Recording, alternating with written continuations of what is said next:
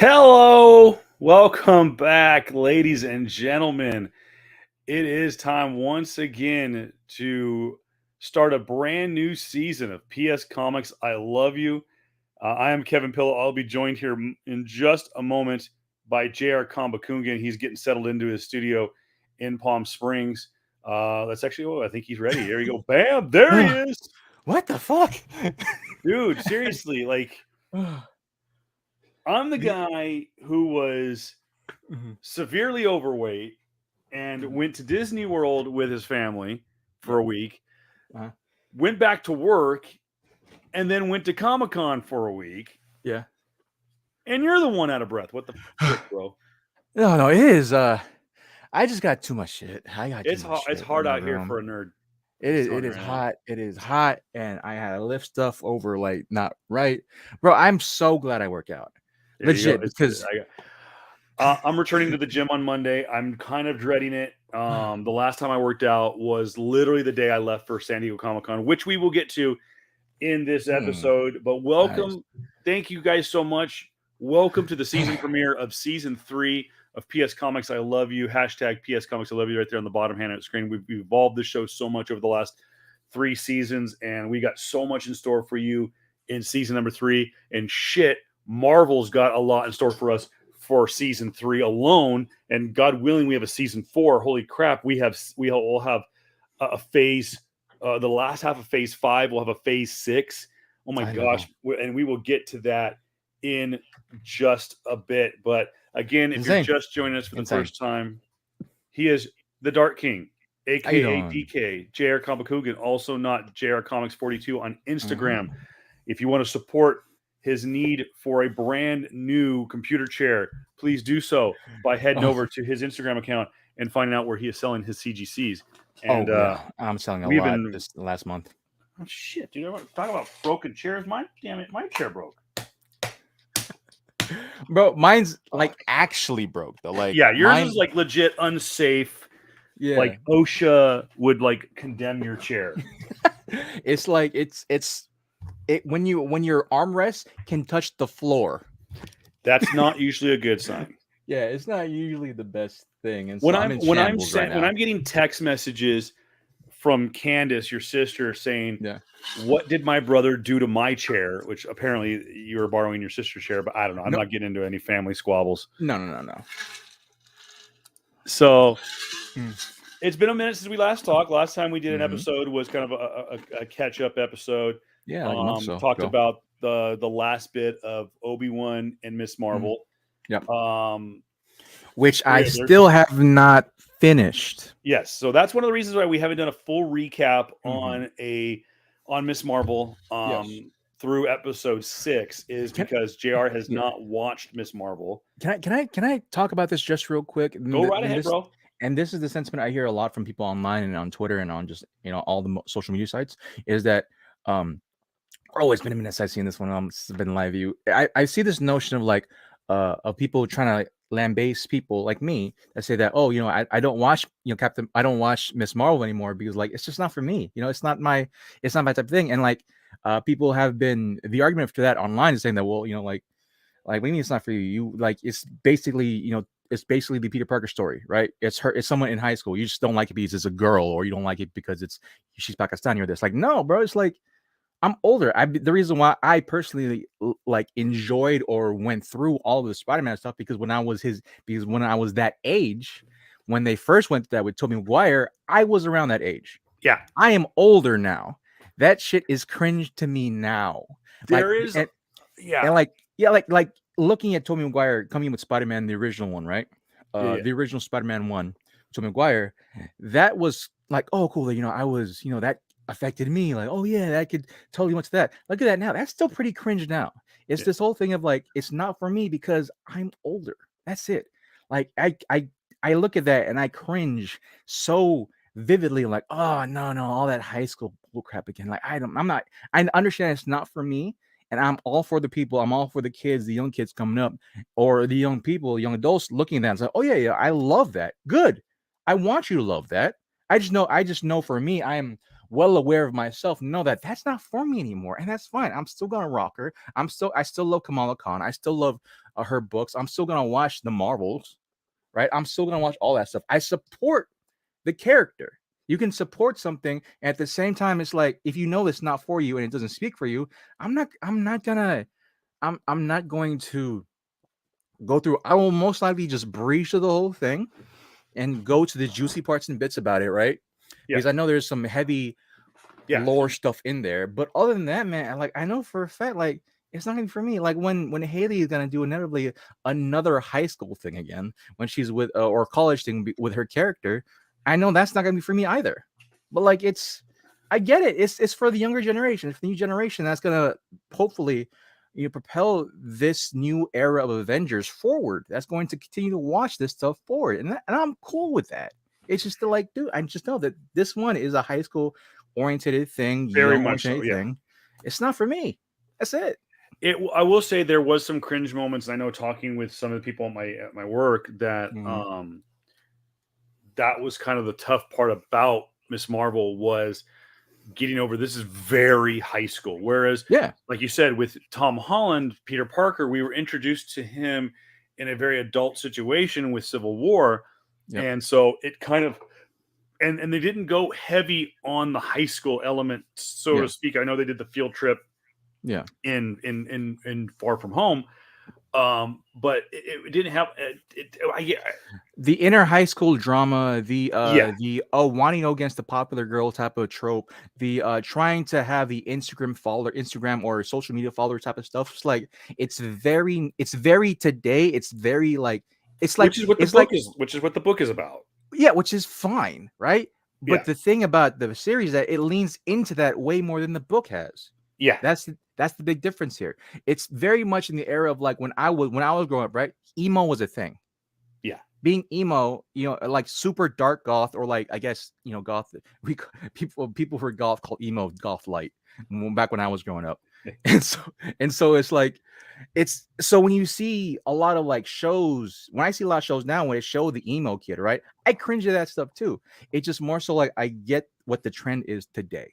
Yeah. These are the trends. These are the social media quirky, self-aware characters that can poke fun themselves. And that's not for me. I mean, like it can be fun at times, right? But when you add in the introspective of like high school drama, wanting to be popular, the thing that I love about the show is the family dynamic. I love the family. I love the family dynamic. The whole thing of the whole interlude for me specifically, which speaks to me on the level, which I'm hoping when I do go through it speaks to me more, is the fact that she is a second generation immigrant, right? Still coming up from an immigrant family.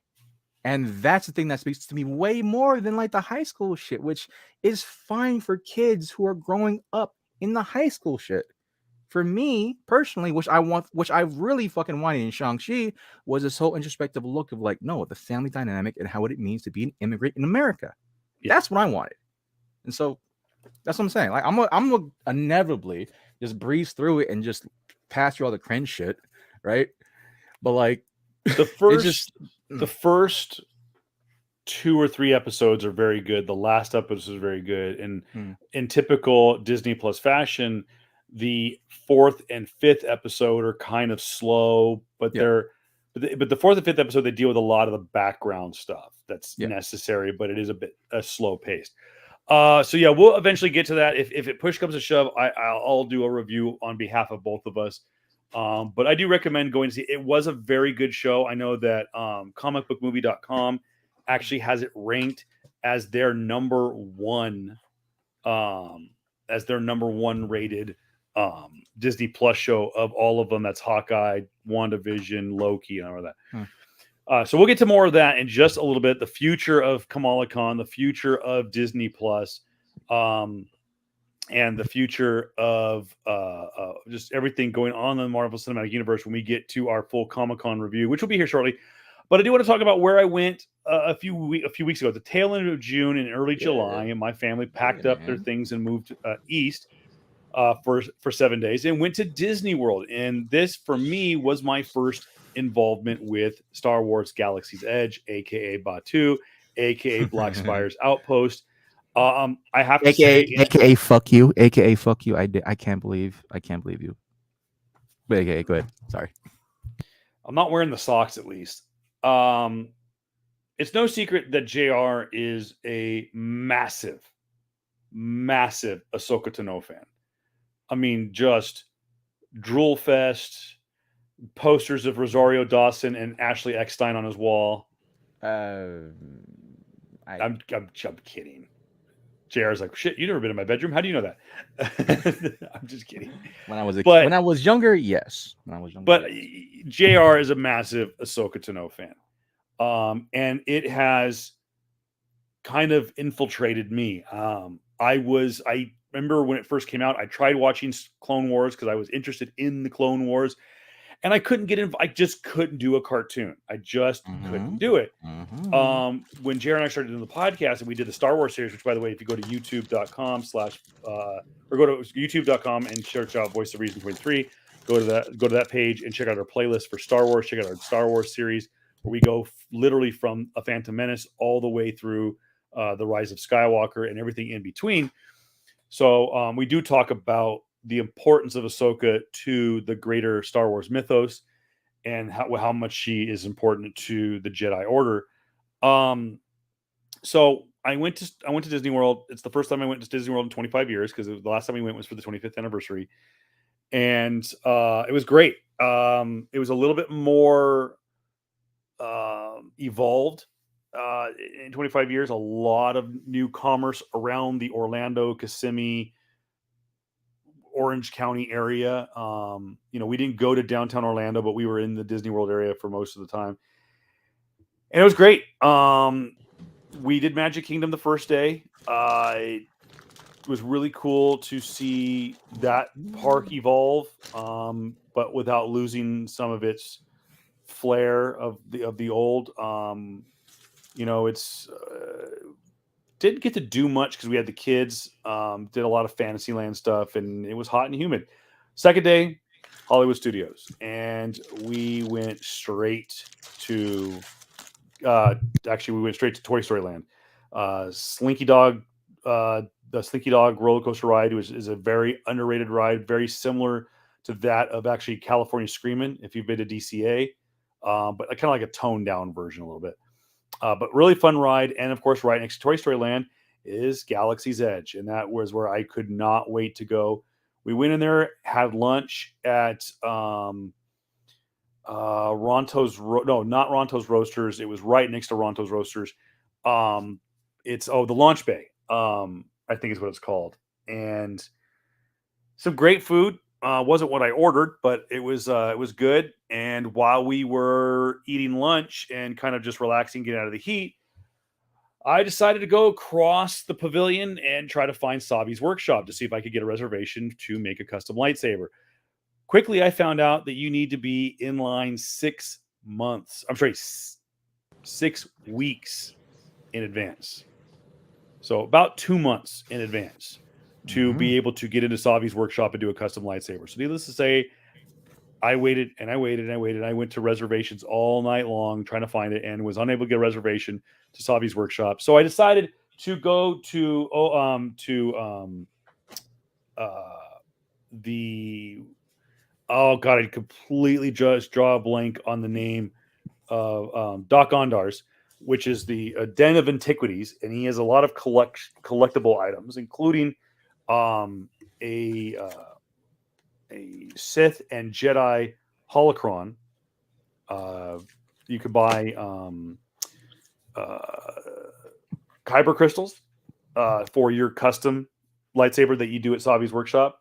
You could buy. There's all kinds of different sculptures, and there were some cloaks, Jedi cloaks and Sith cloaks. But the big thing was the legacy lightsabers.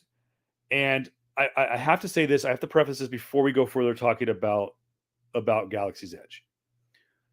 To explain it to a novice, when you walk into Hollywood Studios or you walk into Disneyland in Anaheim, you're in Disney. And on the map, it says Star Wars Galaxy's Edge. The second you go into those tunnels and you go into Galaxy's Edge, you leave Disneyland. You leave Hollywood Studios. And you leave the notion that this is Galaxy's Edge. you are now on the planet of Batu. You are on the outpost known as Black Spire's Outpost, which is a trading post similar to that of Tatooine. And everybody, all the cast members. There is no Disney, by the way. There is no Disney insignias. They wear badges that say their name badges. I think say Batu on it, or Black Spire's Outpost, or have stuff in Arabish, which is like the official Star Wars language. And it's very immersive. It is extremely immersive. And you go up to a cast member there and say, "Hey, when's the Mickey Mouse parade starting? What is this celebration you speak of? Who is Mickey Mouse, and why would you celebrate a rodent? Do you celebrate rodents on your planet?" And you are when you are quote on world, when you are in Batu, you are on Batu, and anything that goes on beyond those walls, those tunnels that you walk into, is quote off world, off planet. And they don't know anything about it, and they will stay in character to the point where it is aggravating for some cast members, to some guests, because they want to know. Now, of course, you can get a map, you can get the app that's very heavily influenced to use your quote data pad, which is your phone, your Android or iPhone, using the Disneyworld app. And there's a lot of stuff to do, really cool like games you can play that are immersive within Galaxy's Edge on your data pad via the Disney World or Disneyland app. And it was a lot of fun. So I end up going to Doc Ondar's. The guy's like, well, I asked, well, what is this line for? And so this is the line to look at lightsabers. If you want to touch them and feel them and get a hand on them. But if you know what you want to just go buy, just go walk right in. But you better know what you want, because you're not going to be able to look at them. And I said, okay, well, they had like a little cheat sheet kind of deal. And I asked them, I said, do you have Obi-Wan Kenobi? Do you have Obi-Wans? They're like, ah, yes, Master Kenobi, one of the great legendary Jedis of the Jedi Order. Unfortunately, we have not been able to find the master mold of his lightsaber to be able to create lightsabers for you, the Jedis in training, to handle back at your home. So no, we do not have Master Obi-Wan. So that's too bad. And I said I really wanted one because I'm watching the show on Disney Plus. He goes, what videos? Do they have historical documents of Master Obi-Wan? Because that would be incredible. He is a great Jedi, a great man that needs to be celebrated in history. And I was just like, oh my gosh, this is like nerd city. Like, this is so awesome. So I went through the list and I asked him, I said, what about Darth Vader? And the guy looks at me sternly. He goes, why would I carry something of a Sith Lord? Are you a member of the First Order? You know, we're resistant fighters and we will fight you. And I'm just like, no, dude, resistance, bro. Resistance. I'm good. Yay, Jedi. Hey, go Luke Skywalker. But inevitably, I settled, and I use the term loosely, on a pair of lightsabers, and that should be a hint when I say a pair of lightsabers that I know is going to really upset JR, because the guy recommended, he goes, if you're looking for a great deal, may I recommend the great Ahsoka Tano's. So I have here,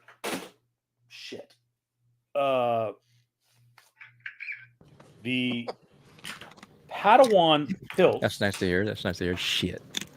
Well, I dropped the blade on one of them. Mm-hmm. And I'll explain the significance of, and JR, you can fill in the history as well. Okay. Ahsoka has always had two lightsabers, correct? Mm-hmm. So the main hilt looks like a typical lightsaber, very old school Padawan lightsaber. There's your there's where the blade would go. Speaker. You could actually get an accessory, goes on your belt loop, and you can hang it just like that on your belt, and then just squeeze and it slides right off. Now, for those of you notice, I believe with Kylo Ren's, Luke Skywalker's, and Darth Vader, they have a little, especially I think Luke's has a little hook on the bottom of his that kind of folds over this bottom part, and it's in the movie that way, I believe. And you can actually, to stay with continuity, you can still hook it this way. Luke still does have the little slide on, but his has the little hook that you can just go right there and have it dangle a little bit more freely, like Luke and Darth Vader do. Of course, there is and I do have 2 belt clips. You can actually belt clip Ahsoka's second saber. For those who are wondering, like JR, Ahsoka, obviously, oh, by the way, they are 2 different sizes. That's definitely her apprentice ones. That's definitely when she was apprentice. Yeah, because I believe her quote unquote master sabers, I believe, are both the same size. The blade, the hilts, I think, are the same size. I don't recall. I think it's still roughly like one is smaller, but they're both curved because like she's supposed to. It's supposed to resemble. Yeah, they're curved. They're supposed to resemble like the katana and wakazashis of the Japanese samurai swords. And so these are really cool. They're really cool lightsabers. I mean, they are heavy. They are dense, hard. They're metal, but they kind of seem plasticky. I mean, some of the buttons are, but it's metal clay casing. Now, for those of you who know the lore of Ahsoka Tano, not only does she have two hilts, but she has 2 different size hilts. But she also has 2 different size blades. Yep. So, and when you buy these do not come with them. You have to buy them separately. So this, and I don't want to go get the box right now, but these come with a really nice display box that settle in there and you can display them. And it's got like a cloth display and it's really cool. And it has her logo on the outside, which is a button that opens up the case. Yep. This is the, what do they say? They think this is a 24-inch and a 27-inch blade. The only downside is you cannot get a sheath in Batu unless you go to Savi's workshop. I believe I found out later that I believe they have the quote upgraded sheath, which is like which is a gray like faux leather that usually is available in Doc Ondar's that you can get that should fit, I believe, 2 lightsabers or at least two blades. And you get a special edition black sheath when you go to Doc Ondar's that just holds the 1 lightsaber, but you could get the upgraded one. But I think they were just sold out at Doc Ondar. So 2 blades. Obviously, the small blade goes into the small hilt, and the big would go. She would just kind of lines up, twist and lock, and as JR will tell you, you can hear that. Yeah, and you can do the cool thing about Ahsoka is I believe she begins with a blue saber. I think so too. Yeah, At some point, she comes back with a green saber. Yep. And the same goes for as I call it, the defensive blade, because 9 times out of 10, Ahsoka is holding, like you hold a typical lightsaber like this. You put the blade in this way. Ahsoka will hold the second blade like this, and it's kind of a defensive blade. Is what it was kind of explained to me by people at Galaxy's Edge. So same thing. So when are you kind of hear it? Twist, locked in. This one has like a little bit of a hidden button, which is kind of frustrating. And again, loads up blue. Press and hold the button on the side for 5 seconds. And it does change. Kind of a classic sound effect. And I have asked, when I've taken it out, I took it to a comic asylum. People go, wait a minute, it makes a very unique sound that's different than what you expect. That typical wah, wah.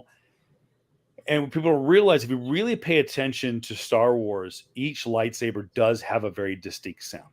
It is the power of the kyber crystal that reacts differently. And again, to talk about the colors, and JR, correct me if I'm wrong. As a Padawan, she starts off with a blue lightsaber. I think so. Yep. She is accused of treachery. She's accused of killing No, she's accused of blowing up the Jedi temple. Yeah.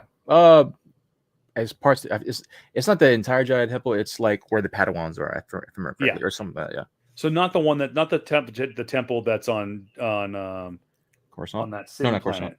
Yeah. On No. Coruscant. Yeah. So she's falsely accused of treachery. She leaves the Jedi Order. She goes into hiding the first time, and is cleared of all charges. Comes back. Yeah. Or go ahead. You know it better. She was actually taken into holding for the whole thing that happened. Like she was gonna be judged for her charges. It wasn't. It was the only person to believe her was, of course, freaking Anakin. Oh my god, yeah, it was Anakin, because he was desperately trying to find out who actually did it. Like who else would have swords? I think Anakin went to get oh my god, I'm forgetting names now, dude. It's he went to find another Sith leaning, right, dark force user, or dark side user. She is a, oh my god, dude. I'm hoping she's gonna be in I'm hoping she's gonna be in a memory of the Ahsoka trilogy, or the Ahsoka miniseries, but I forgot her name, dude. I forgot her name, but she's a Night Sister. She is heavily present in the Clone Wars animated series. She's honestly had one of the better arcs of those series too. But she first was grilled by Anakin, and then Anakin said no, it wasn't her. Oh no, but then she said it wasn't her. It was someone else much closer, and it was actually one of Ahsoka's friends that did it. Who I guess you can say she wasn't really a dark side user, but she was more so like understanding the I forgot the character's name too, man. You put me on the fucking spot here. But Sorry. but it was one of Ahsoka's friends that framed her to do it. And the reason why she did it is because of, like, this is where the Jedi Order isn't the Jedi of the old. We are not holding the practices. We are a military force. We're not peaceful people. And the reason why I bombed the temple was because they show you that this is like we're not a peacekeeping force. We're not. We're a militaristic force used the wrong way. And so that was like I think that was the last episode of season 5. And then when Ahsoka was cleared of all her charges, she saw because like this whole thing was that Ahsoka was being judged in front of the tribunal, in front of the Jedi Order, all the Jedi Masters. And Anakin actually showed up with the actual perpetrator, and the perpetrator gave out her speech, said this is what happened, this is the reason why, and everybody listened like, all right, she's kind of crazy, whatever, throw in the jail. Like the only people that really truly like listened to her or they listened to her, but then they just shunned her off. Like the only people who really gave notice was, of course, Ahsoka, Anakin to a certain regard, and Obi-Wan.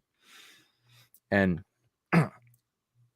then Ahsoka, then after the Jedi Order or the Jedi Masters said that, oh, you're welcome to come back to Jedi Order, she's like, no, I refuse. I can't, because what was said is true. Like, I can't be here. This is not the Jedi ways isn't being instilled in the Jedi Order is today, and so I have to leave. So yeah. So there is a look real quick for those of you who are wondering like what the other lightsaber was for Ahsoka. This is the one that's available online. It's a limited edition. It's a $400 lightsaber. It does not come with the hilts. So kind of go full screen here and kind of show you what it is. Kind of what you get. So there's the pair. So just like JR said, one is slightly smaller than the other. And yes, these little stickers, they're do come off. I took mine off. And let's see. So this is the display. This is a really cool display. So take a look at this box. And Jared, does it zoom in? I'm on the screen. Do you see it zoomed in? Yeah. Okay. So right there is a trigger that tells there's a box or there's a music box underneath this foam, and it comes out of this little speaker right here, and it plays. I don't know what they play for Ahsoka. It may play like a version of like Star Wars, Clone Wars. I don't know. Her thing. So there's different kind of looks at it. It does use the same hilts. Okay, so there's the clips I was telling you about. So you can use those clips right there and hook it on right there. If you could see it on the screen, hold on. So right there, the little silver hook.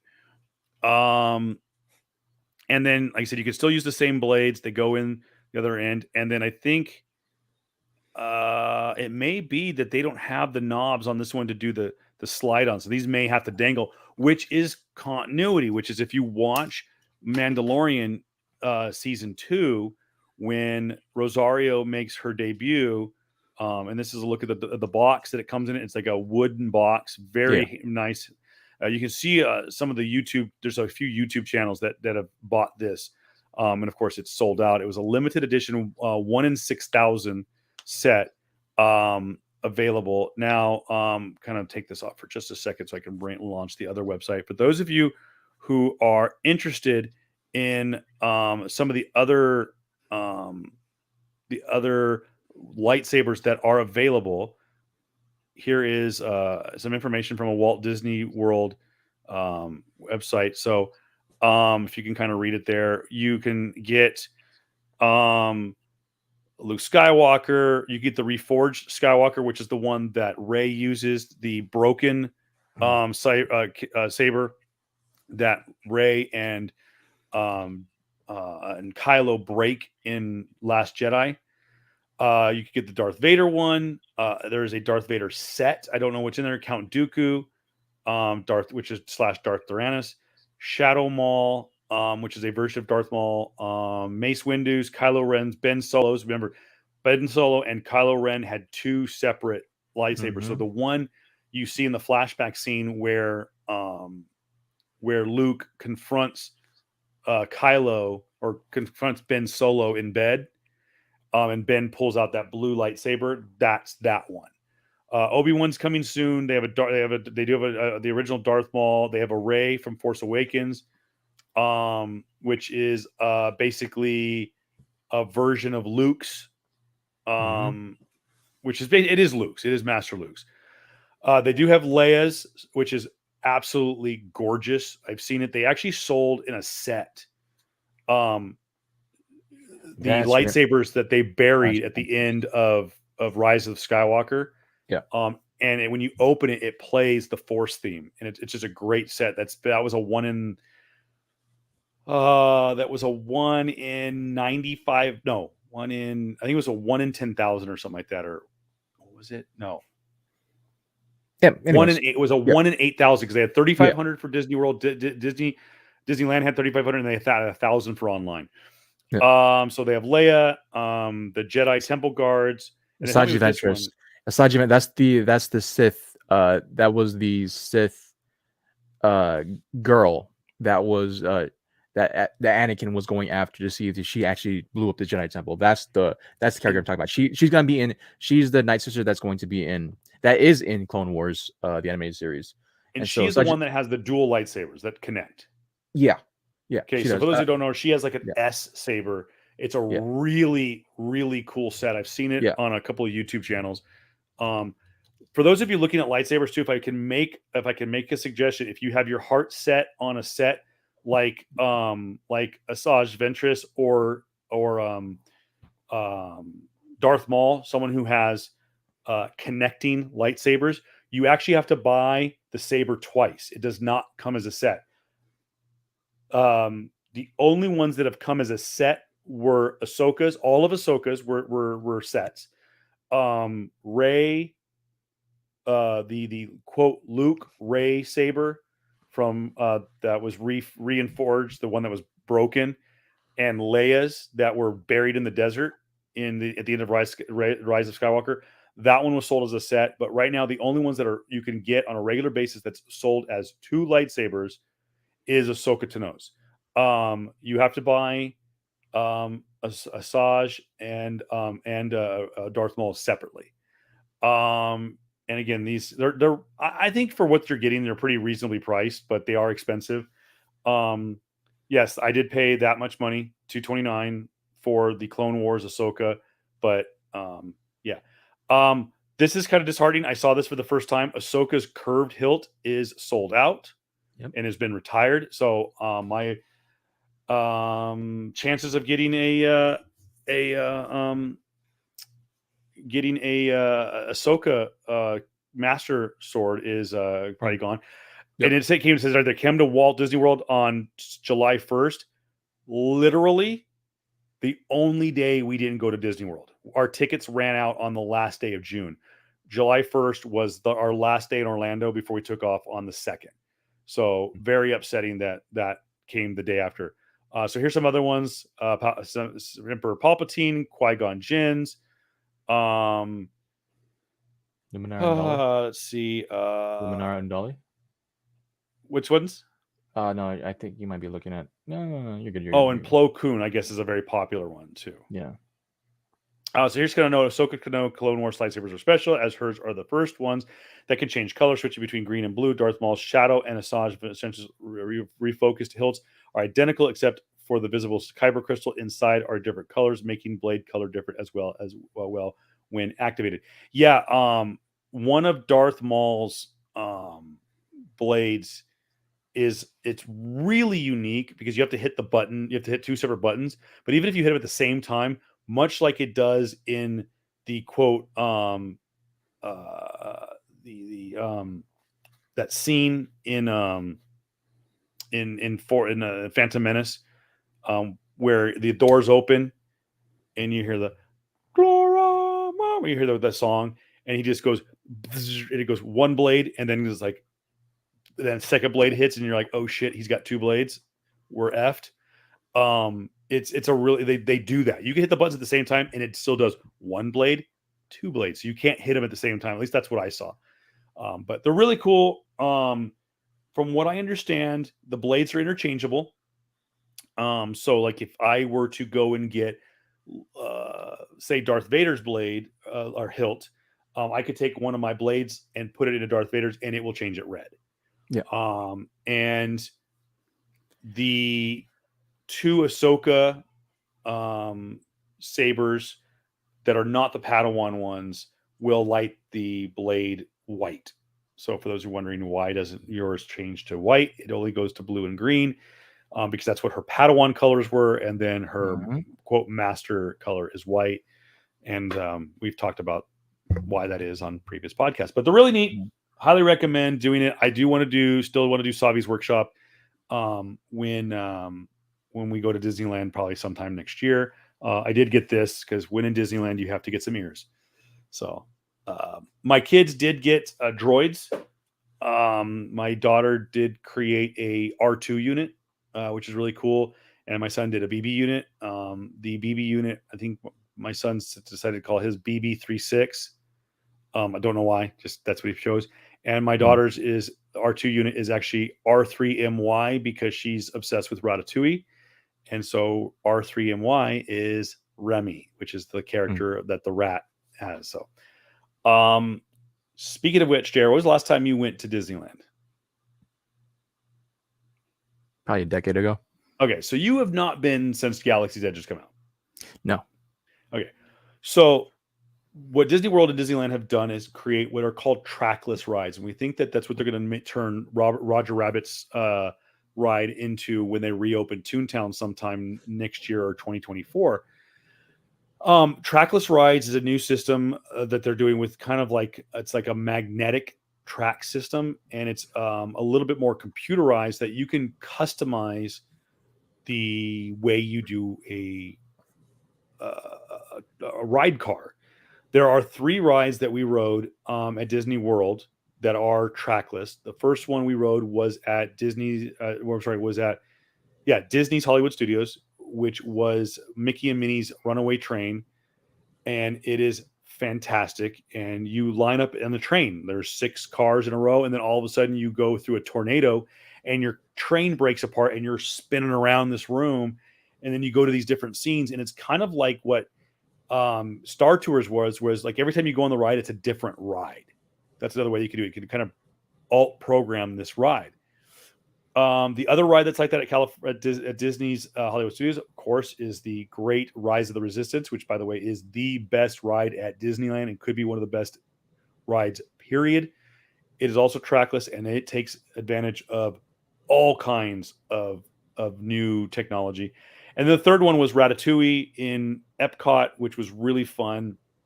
But I really, really enjoy it. I'm a traditionalist. I love the old school dark rides. but I love the future of Disney. I love the trackless rides. My parents were huge fans of it. And by the way, I cannot recommend anyone who asks, "Oh, Kevin, is Rise of the Resistance worth the wait?" I waited. The longest I waited was an hour and a half for Rise of the Resistance. I got to ride it twice. The first time it was less than an hour. The second time was about an hour and a half. And everyone in our party, including my daughter, who didn't like the drop part of it, said it was a fun ride, and she hates Star Wars. But yeah, a lot of fun. Highly recommend Star Wars Galaxy's Edge. And yeah, I mean, any more Galaxy's Edge talk? I mean, we. Not really, man. Just no. I know Jr. hates me. I sent him a picture of my lightsabers, and he's like, "Cool, I hate you." You know, I'm done with this talk. Done with this talk right now. It's You know how oh, here's a good segue. You know how like I said before about how the show Miss Marvel is cringe to me. This right here is cringe to me. This right here is cringe to me, definitely. Because this motherfucker got lightsabers of my favorite character, and talking about Disney, about Disneyland, Disney World. Oh my god! I'm sorry, Jr. Cringe. I'm joking.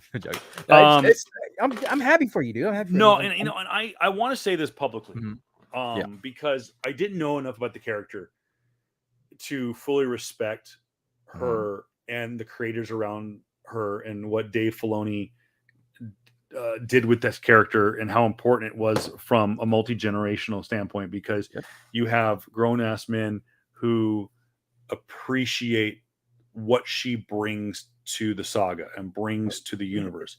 Bro, go finish that. No, and like I said, and then obviously what she means to a younger generation. And like I said, I introduced Clone Wars to my niece and nephew, who are both under the age of 5, and they love it. And they love Ahsoka, and so I'm very appreciative of JR for introducing me to the character. I knew little about her, and through watching what I have seen of the Clone Wars, through our friend Edwin at the Asylum, who is probably second to you in knowledge of Ahsoka. She's a really fun character, and I'm having a lot of fun. Yeah. Look, like the Clone Wars. The Clone Wars, I think, started like it's been almost I think it's been a decade or so, right? That the last season 5 before Disneyland or Disney purchased it was in 2012.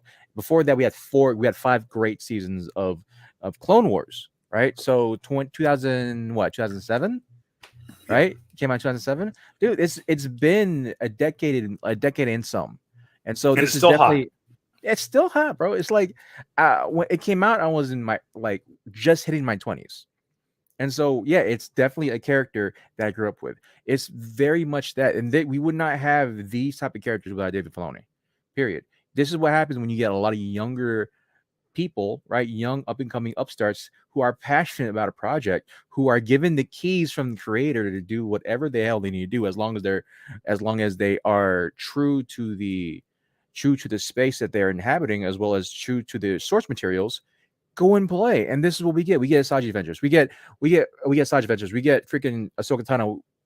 We get freaking oh my god, dude. We get Cad Bane. We get so many great. We get a more well-rounded fucking oh my god, Boba Fett, dude. Boba Fett pre-Clone Wars was the weakest motherfucker of all goddamn time.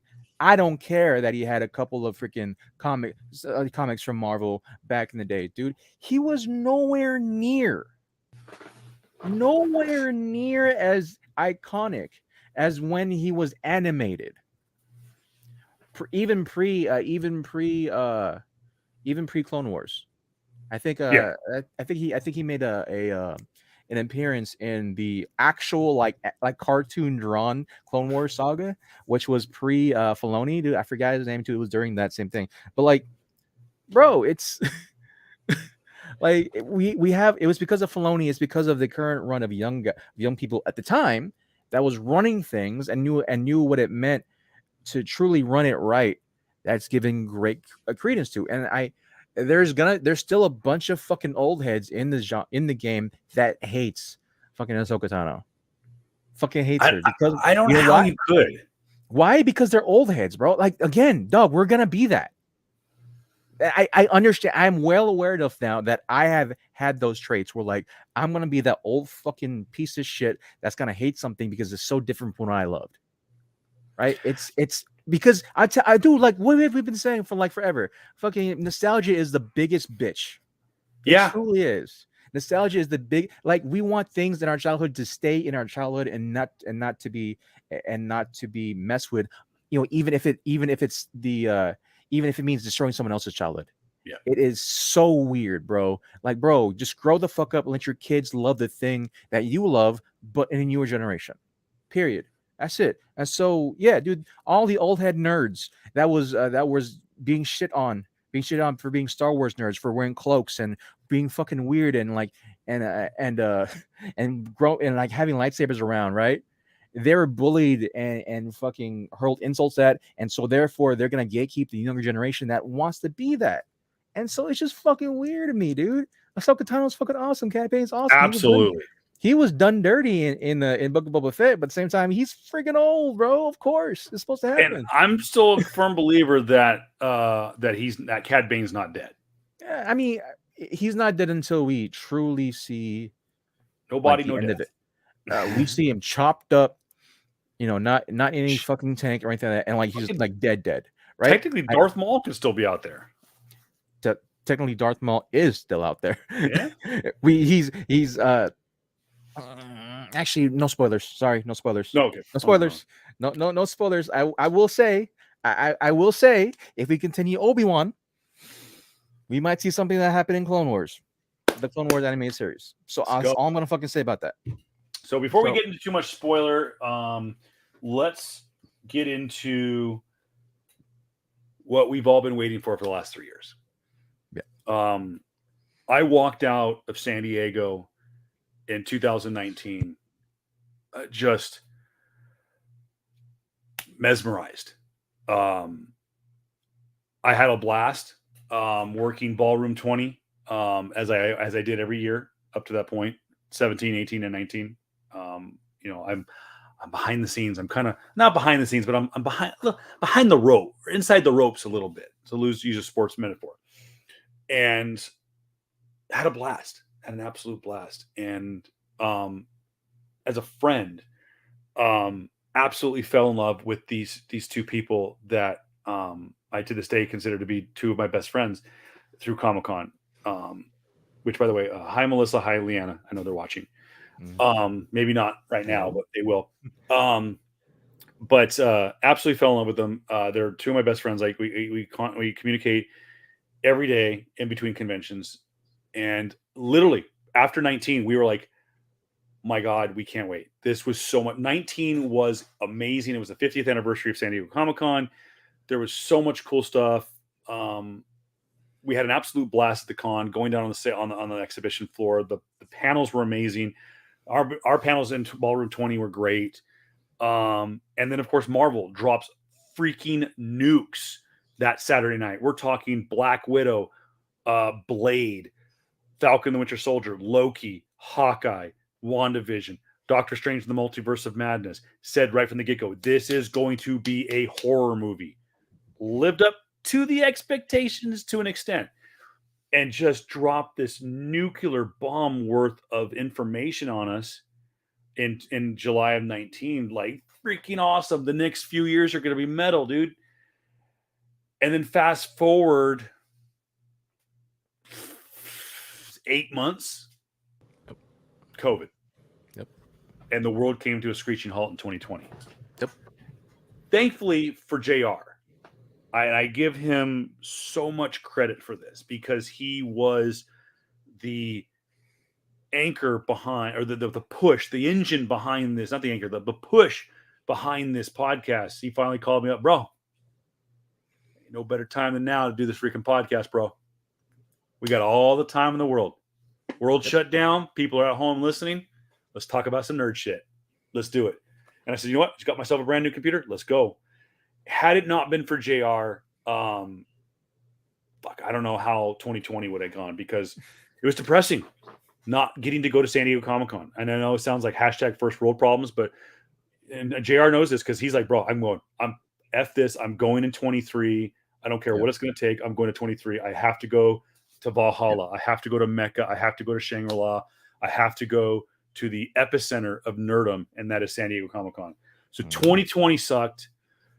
2021, fuck you, we're not going back. They had special edition. I heard it was weak shit. And then good news. JR tells me, bro, guess what? What's up, JR? WonderCon, baby. 2022. WonderCon's coming back. I'm like, unless they fuck up WonderCon, San Diego's right on the corner. And I texted my friends who I kept in contact for 2 years, dude, San Diego, San Diego, San Diego. And then we got that letter. San Diego's on. It's on like Donkey Kong.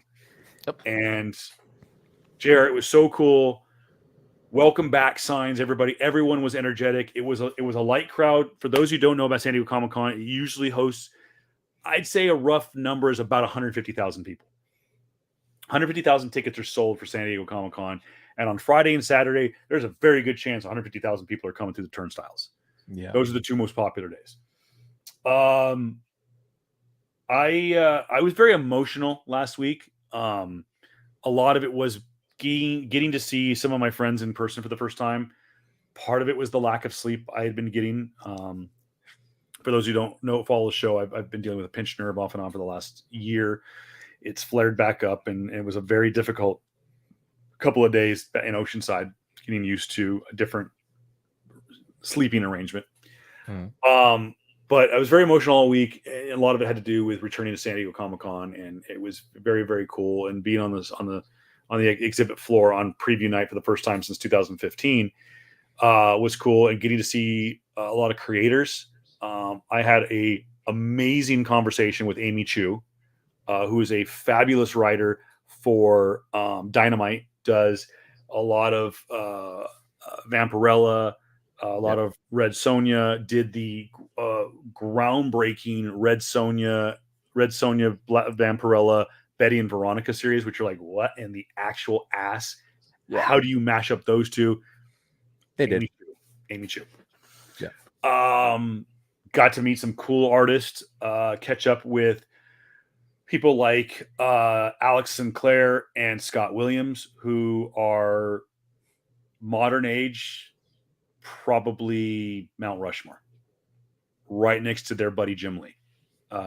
You cannot do a Jim Lee cover without Alex Sinclair or Scott Williams, and vice versa. Yeah. Ran into David Mack. Dude's freaking chill as shit, and he's just so cool. He just oozes coolness. A lot of cool stuff on the floor. A lot of stuff scaled back. Boom Studios usually has a massive booth, scaled back.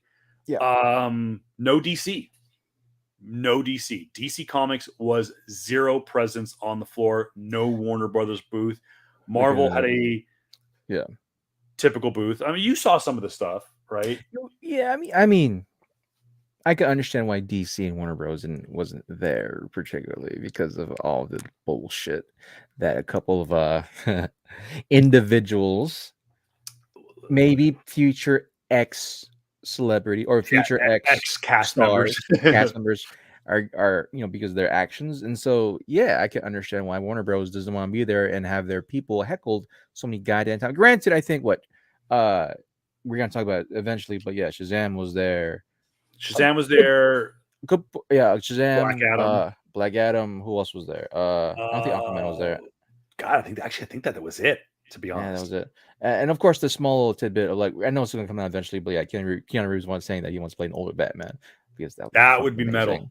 That would be metal. God. Yeah, but other than that, I could understand why, dude. You don't want your fucking Warner Bros. Ass to be fucking hassled by these punk ass, bitch ass, fucking Snyder fans that think that their god is the greatest thing of all fucking mankind, and that his movies are better than anything in existence. It is the most atrocious shit.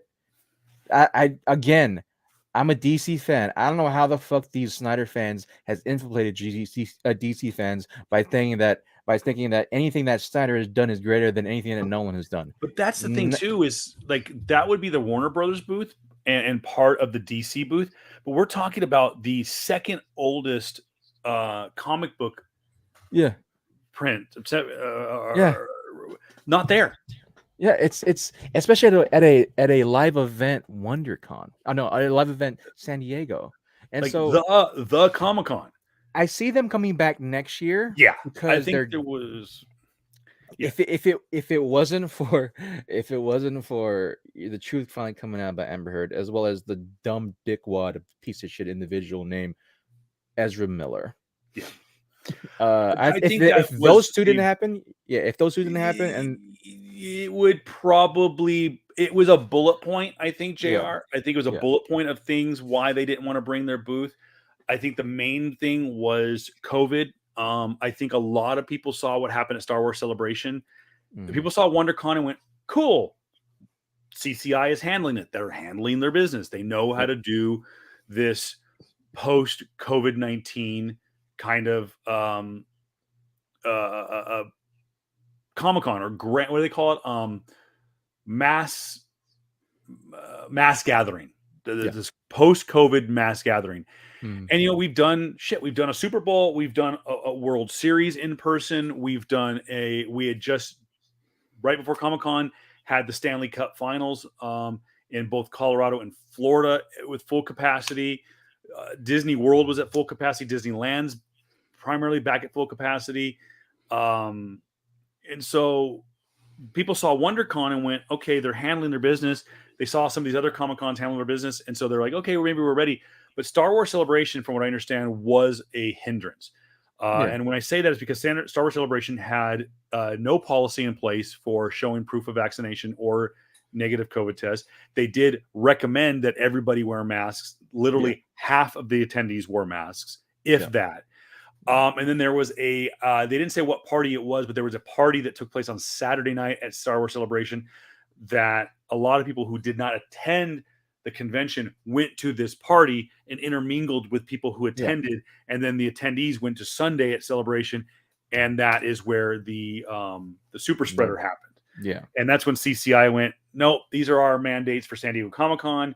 And a lot of vendors decided we're just going to pull out. And the president of Comic-Con said, if you pull out of 2022, good luck getting into 2023. Yeah.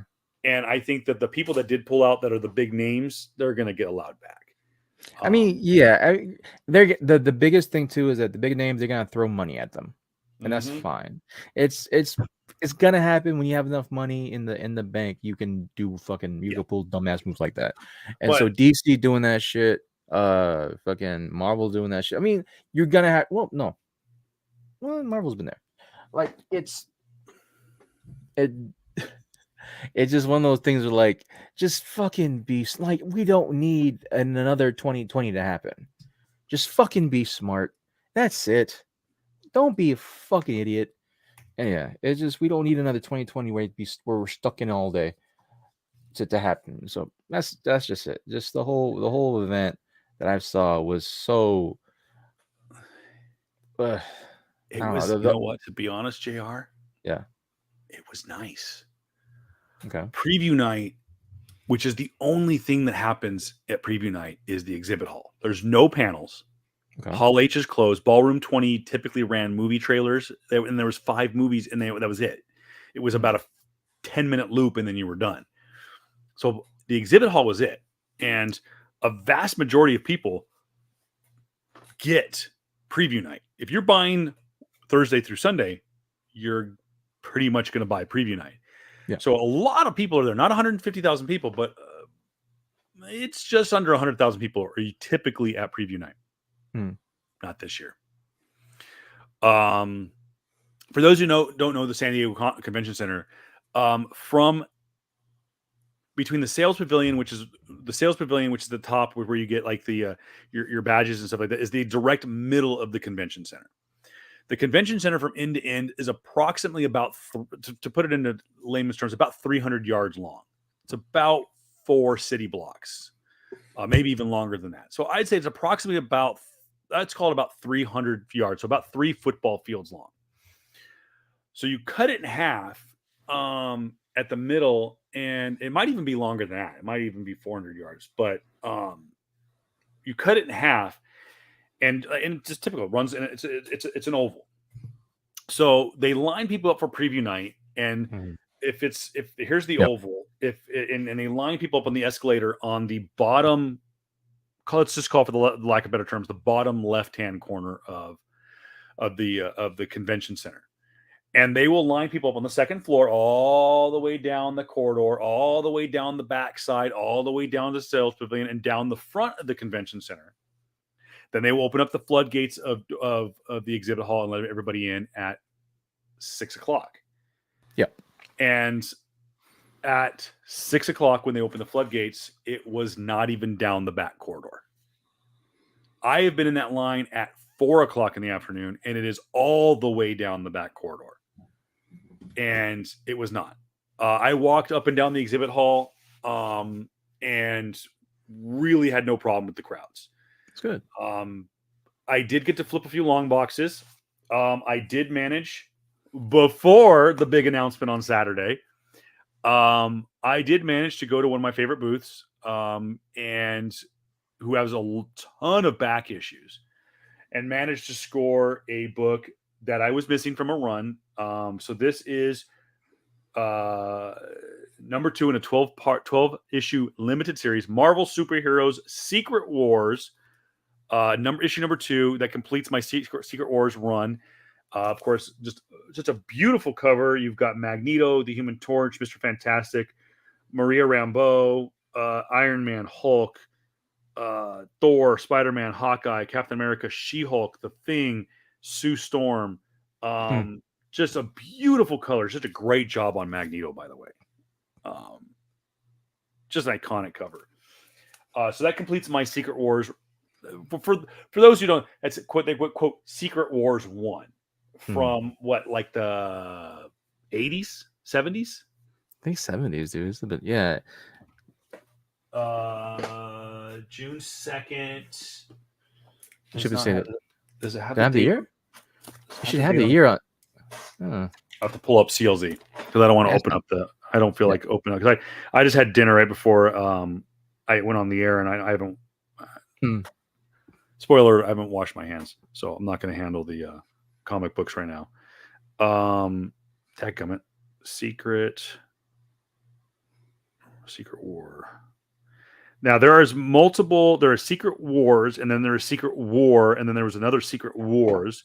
Yeah, there's So there's Marvel presents Marvel Superheroes Secret Wars is from 1984. Okay.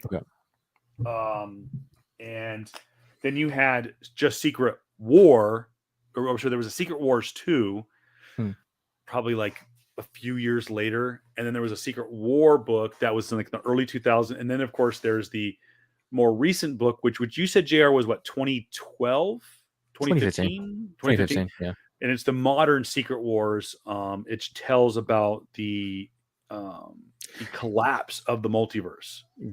Emperor fucking Doom. Yes. Again, this is foreshadowing right here. Remember these words. Oh, no. Even before that, just remember this. Loki. Series of Loki. No, was it Loki or who was it? No, Spider-Man. No. It was Multiverse of Madness. Yeah, Multiverse of Madness. Actually, all of these things too. All of them. No, I think I know where you're going with it, but I think it was all 3 actually. All 3 of them. Divergence. Like the divergence. This crazy, universal type of thing where when 2 universes collide into one another. That's basically all Secret Wars. 2015 Secret Wars giving you pilot up into this. The Earth 616, which is the comic book Marvel, and Earth 129 blah blah something, right? Which is the Ultimates Marvel, which has, of course, Miles Morales, which has, I think, all X-Men died in there, which has a bunch of other characters that actually crossed over. Those universes collapse into another, right? The Earths collapse to another. Everything. The incursions. There you go. The incursion. They all collapse into another, and in order for them to stop that, God Emperor fucking Doom created a new universe and had this patchwork Earth molded into one, where parts of that world was contributed to into like different, like, I guess, patches of like realities, I think, right? Like there were like multiple universes were there, or yeah, from like multiple parts of different universes were in this one Earth. Like you had the Marvel zombies somewhere there. They had a Deadland, the A Force team, which is a full female cast of awesome fucking heroes Yep. were there. She-Hulk was there. Captain America, not Captain America, Captain Marvel. I think Sue was in that team. Was Sue in that team? No, she wasn't in that team. Of course, Sue was with God Emperor Doom, and a bunch of other things. Basically, oh, and also God Emperor Doom, how badass he is. He had his honor guard was filled with nothing but Thors. Every multi-universe, his honor guard guarding him were Thors. Female Thor, all versions of male Thor, fucking freaking what's his name? Bill? Yeah. Bill Beta Ray Bill was in his honor. Oh, okay. Some crazy shit, bro. And I'm hoping we get that version of Doom. I'm hoping we get that version of Secret Wars, dude. They're leaning towards that because it's a lot more I guess you could say enigmatic and a lot more cinematic in that sense, because the original Secret Wars is basically the Beyonder, Beyonder being just this crazy god being that can warp reality and say, you know what, I'm bored. All y'all superheroes fight for me. That was basically all Secret Wars. So that was what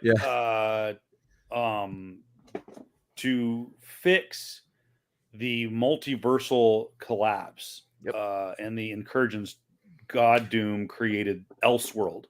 Yeah, I can't call it Elseworld. Elseworld Isn't that what it was? DC. I thought it was Elseworld. Was DC's the kind of combined world globe, and that's how we got the crossovers of multiversal variants. I can't recall if that's particularly, but yeah, it's just more so he made a huge fucking planet filled with all of like different universes, like places. Like they literally had one area that had nothing but zombies, like Marvel zombies type of monsters. They had one area where it had like the Dead Man Logan universe in it. Well, what was the one with the dinosaurs? I always forget. What's the name of the dinosaur land? Oh god, yeah. It's like where Wolverine likes to go. Yeah, it's a weird land too, because it's like under the earth. Yeah, something like that. It's kind of hinted in Multiverse of Madness. Yeah, Savage Land. Yeah. Savage Land, that's in there, and there are different. You'll see like different crossings of the universe too. Like there's a Nightcrawler in the A Force world, as well as there's a Nightcrawler in the zombie world, as well as a Nightcrawler in the Savage Land. Like it's just some wild shit. You see, like it's gonna be crazy, man. Yeah, and so as we'll continue to segue onto Hall H Marvel, and all these fucking bombs were dropped. Go ahead. Yeah. So I'm gonna typically we do flex pulls at the end. So I'm gonna throw my flex pulls in kind of numerical order, or kind of in chronological order. So Wednesday preview night, had a great time, met some great creators, met Amy Chu for the first time, caught up with Alex Sinclair and Scott Williams, went over to visit my friend Sia Oam at Aspen. And much like a lot of booths there, she was missing in action. But I did grab some new covers. This is a beautiful limited edition cover from, I believe, Volume 3. Great Sia Oam cover. Sia Oam, aka Chick's twin. Chick's got a blank cover, so there is going to be a Sia sketch in the future. I'm going to get a new sketch. Grabbed a it's a Michael Turner Art Edition Soulfire #1, drawn by Michael Turner, written by Jeff Loeb. Jeff Loeb, the one we do like, JR, not the. So it's a sketch variant. This is a all new Michael Turner's Fathom Alamo City Comic-Con exclusive, one edition of 1 of 200 from December of 13. It's a Sia Oam cover, very lifelike. of Fathom. Another Fathom cover done by Sia Ohm. This is I believe, a limited edition variant. This may have been exclusive, I think, to either San Diego or New York. This one is very similar to her Hulk covers that she did. This is a Sia Ohm for Fathom in 2019. Very beautiful cover. Another Fathom cover by Sia, very similar to that of what Ryan Kincaid did back in 19. Yeah.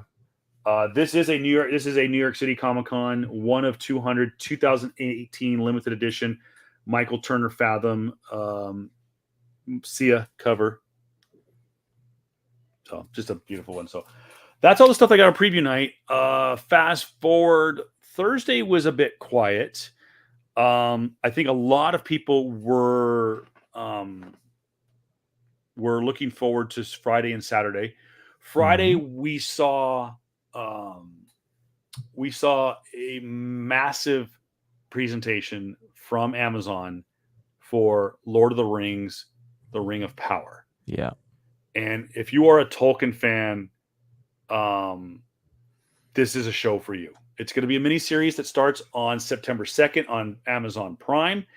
For those who've never been to Hall H before, Hall H hosts about 6,500 to about 7,000 fans. It is a large ballroom, massive, cavernous ballroom.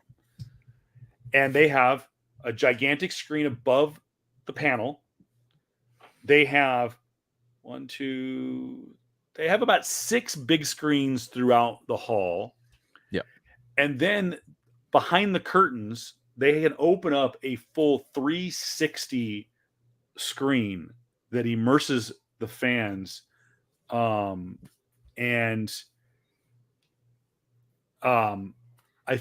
seen them use it. World of Warcraft use it in 2015 when I was in there. And they were the only ones that did it. From what I understand, the only people that used it this year was Amazon for Lord of the Rings. Reason being, it cost $1 million just to turn it on. And if you have a chance to go on YouTube, they might have some videos or some photos for you to check it out and see what it looks like. But yeah, apparently the Lord of the Rings panel was very, very good, and it started off with a musical sampling of the score for the Ring of Power. It opened up with a live orchestra. That's how they started the panel, and they did the main theme to the Ring of Power.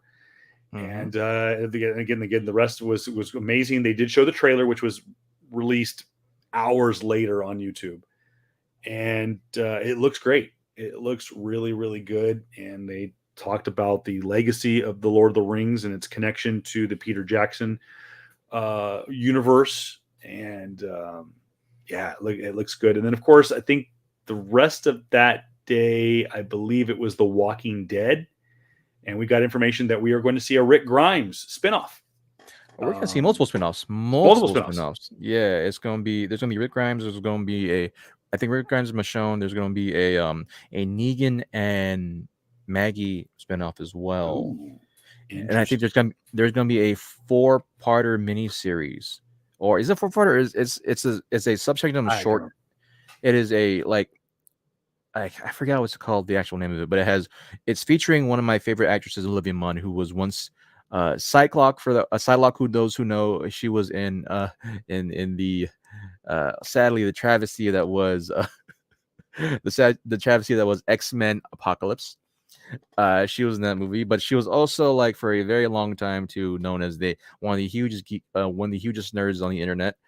She used to host a show on G4 TV, and so she is gonna be part of, I think, Tales of the Walking Dead or something. I forgot what the actual name is called. It's a mini series where it's featuring short stories or stories of different survivors during the time of this, Walking Dead apocalypse. It also features Terry Crews. It features a number of other. Cool. It features another. And also Terry Crews is a doomsday prepper in this one, so that's gonna be interesting. And so it just features a number of people there. It's in the literal midst of when the apocalypse or when the zombie apocalypse happened in The Walking Dead. So I thought that was cool. Michonne, and I think there is a Michonne and Rick Grimes spinoff, as well as my personal interest one is going to be the Lauren Cohen, and I forgot his name, dude. JDF, I guess his name is no, it's no Gene Jeffrey Morgan. I forgot his name. Jeffrey Dean Morgan. Yeah, The guy that Jeffrey plays Dean Negan. Morgan. Yeah, plays Negan. I'm just remembering his actual name. So those two are gonna be fucking awesome. So because like, if those who've read the comics, like me, it is quite the interesting set of people to be working together. So for those who know spoilers, if you need spoilers at this point, I'm like, Glenn's been dead for a while. Okay, Glenn's been dead and Negan killed him. Did he kill him? Oh God! And not only that, but he did it in front of his wife, which is And Maggie. I will say, a testament to the creators of the Walking Dead show. Yeah. I think they did a pretty good. I haven't read the comics. I've perused the comics. I will say, because they're gonna. It's weird. They were supposed to be ending last year. They're like slowly doing that trickle effect. We're like, oh no, the series is gonna end this year or sometime. The last final episode is gonna end soon, and so inevitably, I do want to talk about the Walking Dead entirety, as its entirety. Yeah, because it's vastly different from the Walking Dead, the anime, the comic book.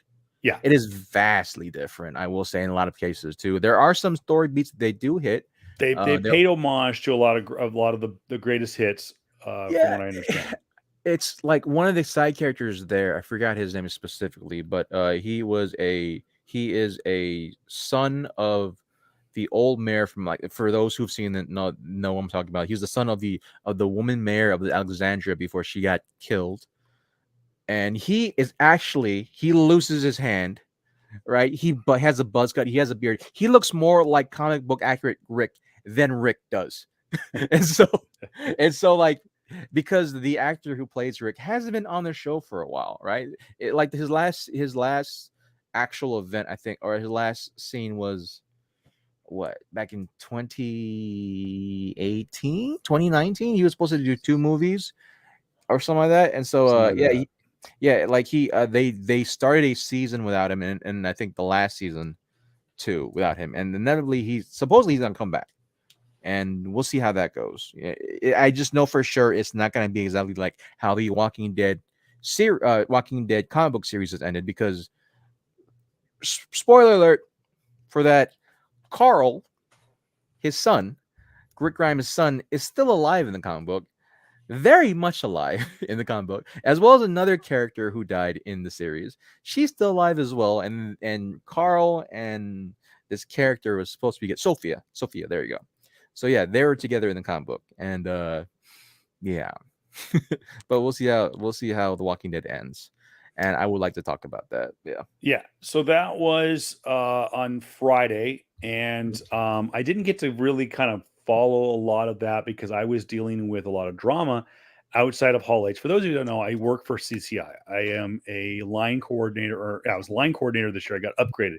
I was a line lead, which basically I was a grunt. I was escorting people to and fro around Ballroom 20, which hosts about 3,000 people upstairs. It does like mostly TV shows. They do The Flash and stuff like that. So the CW did not come to Comic-Con this year. So no Flash, no Superman and Lois, or no nothing from the Arrowverse.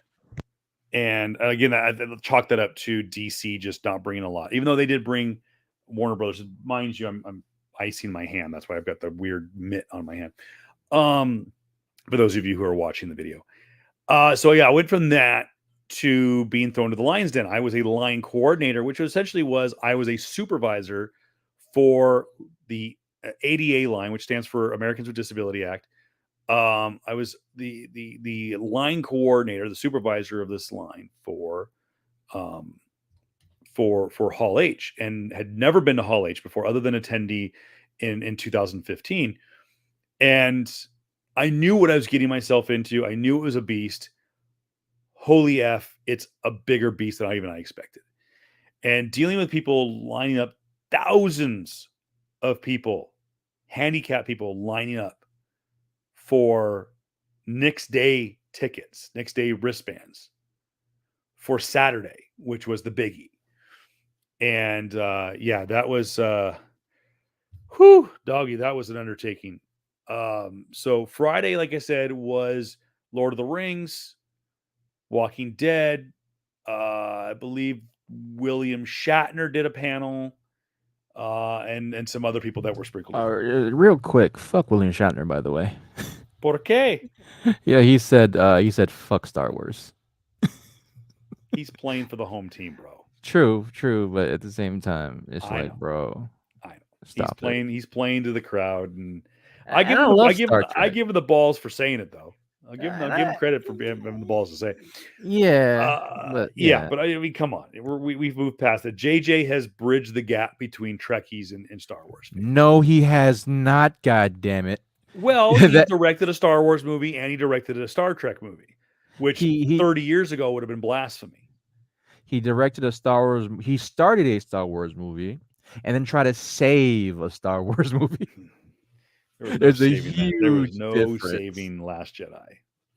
I just recently rewatched it when I came back from Orlando, and that was that was not good.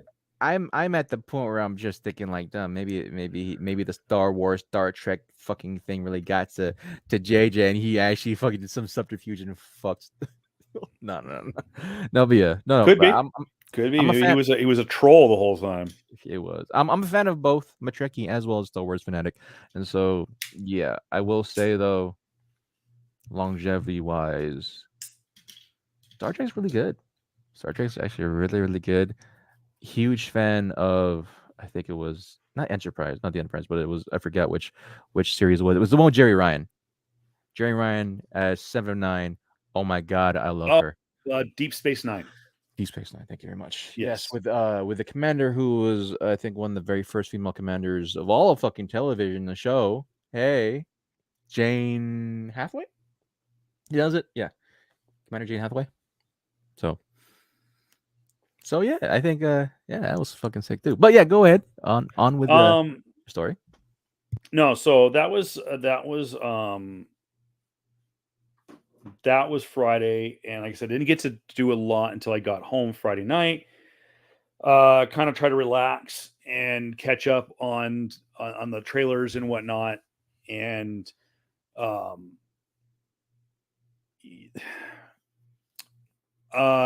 the interesting news that we got in the big info dump in December of 2020, when we found out about all the different Marvel stuff that we were getting from Disney. One of the things that we got was this animated series called Spider-Man Freshman Year, and we were going to find out about essentially the setup to the quote Tom Holland Spider-Man that we see in the Marvel Cinematic Universe. Well, we got more information about Star Wars, or about Spider-Man Freshman Year. We also found out there will be Spider-Man Sophomore Year, so season 2 is already being greenlit. Spider-Man's Freshman Year, I believe, won't hit Disney Plus until next year. It is presented by Marvel Studios, which makes me think that it's going to take place. Its effects are going to be felt in the greater Marvel Cinematic Universe. And like I said, it was set up to be a quote-unquote prequel to Spider-Man Homecoming.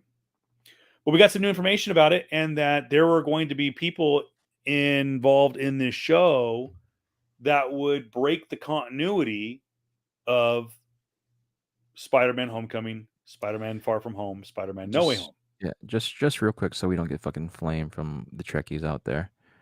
It was actually not Deep Space Nine. It was Voyager. No, it was Star Trek Voyager, and the captain was Catherine Janeway. So so that none of us, so both of us don't get fucking Jerry flamed. Ryan. I was like, I apologize. I'm a big fan of Jerry Ryan. No, it's good. So we don't get freaking flamed by Trekkies, as we are getting flamed by Star Wars fanatics too for this travesty. But go ahead, dude. Yeah, if they haven't picked on us for our lack of information about Ahsoka, then I'm just kidding. We have the dictionary of Ahsoka right there. So the story behind freshman year is that they're going to introduce that Peter Parker is heavily influenced by Norman Osborn. Wait a minute. Rewind. Kevin, Spider-Man No Way Home set the precedent that there is no Norman Osborn, there is no Harry Osborn in the, for lack of a better term, Earth 616 of the Marvel Cinematic Universe. Also, he is going to his high school. Not only is Flash Thompson and Mary Jane and whatnot, but he also has Nico. Now, probably some people are going to go, who the hell is Nico? She's a member of the Runaways. She's basically a witch in the Runaways. Fantastic character in the TV show. If you have a chance to watch a very underrated Marvel show, watch Marvel's The Runaways. It's on Disney Plus. It was an original series presented, I believe, was that the one that was presented by Hulu? I think so. Or was Hulu? that, No. or was it Freeform? I think it's Freeform. Freeform. Because they did because they also did Cloak and Dagger. If I remember correctly. No, Cloak and Dagger was Freeform. Hulu was exclusive to. Okay. They both ended up on Hulu, Yeah. but it was Marvel's The Runaways was exclusive to. Yeah. Okay. Hulu. I swore that Cloak and You're Dagger right. had a crossover episode. That's why They did. They Yeah. have a crossover. Which, by the way, Cloak and Dagger, a very underrated show. Very underrated show. Yeah. Yeah. Olivia Holt and God dang, I Forget can't his name, remember. dude. He's fucking awesome too, man. He was awesome. I was hoping they at least keep them in the stable, because they were great.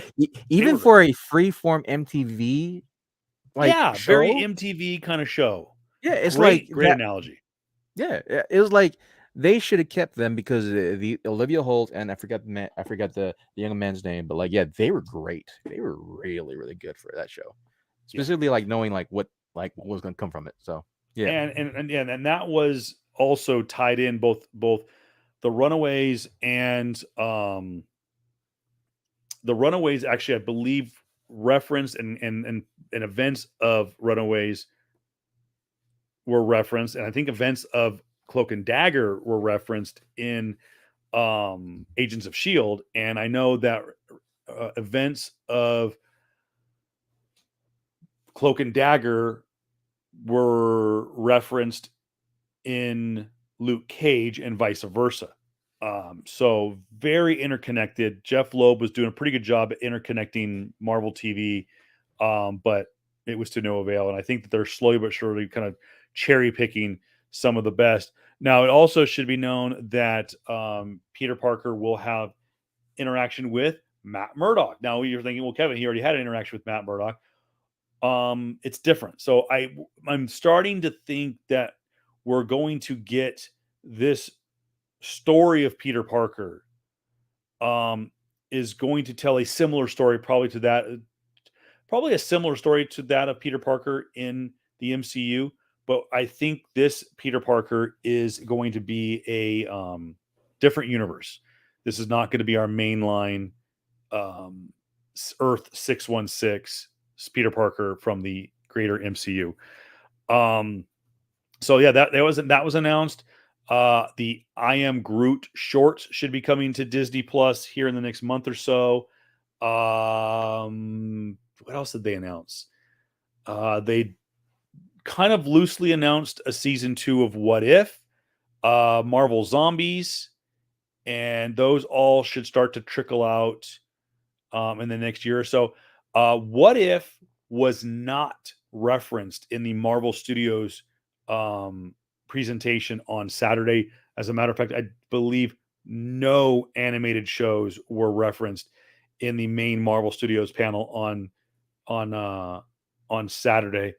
All the animated stuff, which included I Am Groot, Spider-Man freshman year, Spider-Man sophomore year, X-Men 97, and What If season 2 were all in the Marvel animations panel. And it should be noted that all those shows that I just mentioned are not Marvel Entertainment. These are Marvel Studios.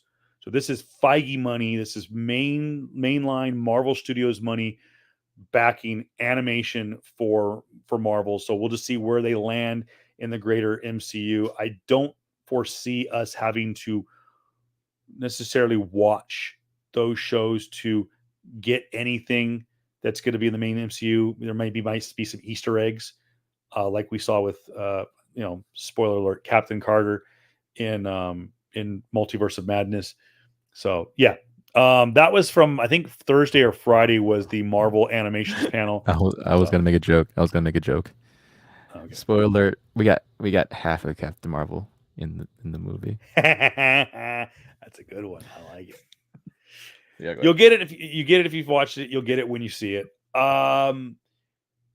So Friday was busy. Let's get right to the heart of the order. Let's get to Saturday. Saturday at Comic-Con is busy. Saturday at Comic-Con is typically when everybody goes. This is where you're going to see 150,000 people converging on downtown San Diego. By the way, it should have mentioned some of the best offsites this year. Apparently, the House of Dragons offsite was mighty impressive. Yeah. Apple had an Apple TV Plus had a massive offsite presence with Severance, I guess is a new show coming to Apple TV Plus. They had an offsite. A lot of cool stuff, but the House of Dragons one apparently was badass. Yeah. That you actually could go and find an egg. Yep. And you could get like the history of the egg and what kind of dragon you're going to have and all kinds of cool stuff. Yeah. Quick question: which offsite was it? That had the tavern? The tavern. Yeah. Which one was it? May have been. Oh, I remember it. It was the D&D Dungeons and Dragons. Oh yeah, okay. It was D&D. Yeah, it was either D&D or it was House of Dragons, but I think it was D&D. Yeah. D&D, which is I'm fucking excited for way more than Rings of Power. D&D was Thursday. That was the big thing on Thursday. So Friday was Lord of the Rings, kick things off. D&D, the House of Thieves or the Honor Among Thieves. Honor Among Thieves.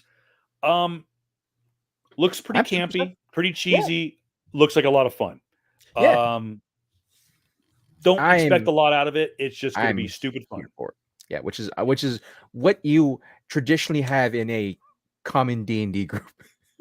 As a D&D fanatic, right? Yes, your boy plays Dungeons and Dragons. Yeah, yes. I was just saying, if there's a guy that's D&D, it's JR. So yeah, yes, your boy has Yes, your boy has run as a paladin and a paladin. I have yet to run a druid, a monk, of course, because I'm fucking Asian. Of course, I run a monk, and as well as what's my recent one? A marksman sniper who is classing as a oh my god, it's a rogue. So yeah, I'm super excited for this. It is an actual honest interpretation of what D&D is going to be. It's a lot more fun and campy, which I'm here for. You got Chris Pine as the bard. Yes, Chris Pine as the bard. Yes. There is a druid tiefling in there. And fucking Michelle Rodriguez as the barbarian. Yes. Have her just fuck shit up. Yes, freaking tank. Sleeves are bullshit. Type of For those who know, sleeves are bullshit. And so just have Michelle Rodriguez just fuck shit up as a barbarian. Let her rage. Let her do all that shit, and we're gonna have just a bunch of crazy. The thing that I'm loving about D&D is that it's at least an honest interpretation of what you might find in a regular RAN campaign, right? Yeah. And they're doing things that, they did a thing which kind of fucking fuck shit up for the rest of the world, which you go through if you run a campaign on the regular. So yeah, I'm just happy that Dungeons and Dragons are just playing Dungeons and Dragons, right? Is on in a huge uprise as a great testament to like where tabletop games have been, and hopefully will continue to go to. We'll continue to push forward. Big props to a lot of the online streams that have really professed it. Huge props to freaking, of course, Critical Role. I love that fucking show, by the way. Critical Role is a live Twitch / YouTube stream which features like a prominent nerdy cast of voice actors who play Dungeons and Dragons, led by the one and only awesome Matt Mercer. I think we talked about before Legend of Vox Magna, which is the animated series, which I fucking love and I want more of. But then I also do want as a huge fan, I want more of a Exandria Unlimited. Oh my god, literally just watched these 4 episodes, but just a while ago. Oh my god, I literally just watched it. It's Brennan Lee Mulligan is the DM of this Exandria Unlimited Calamity. There you go. I want that animated. I want that fucking animated. But yeah, Dungeon Dragon, I freaking love it. It's awesome. Cannot wait for the movie. It comes out next year around my birthday in March. So your boy's watching that shit.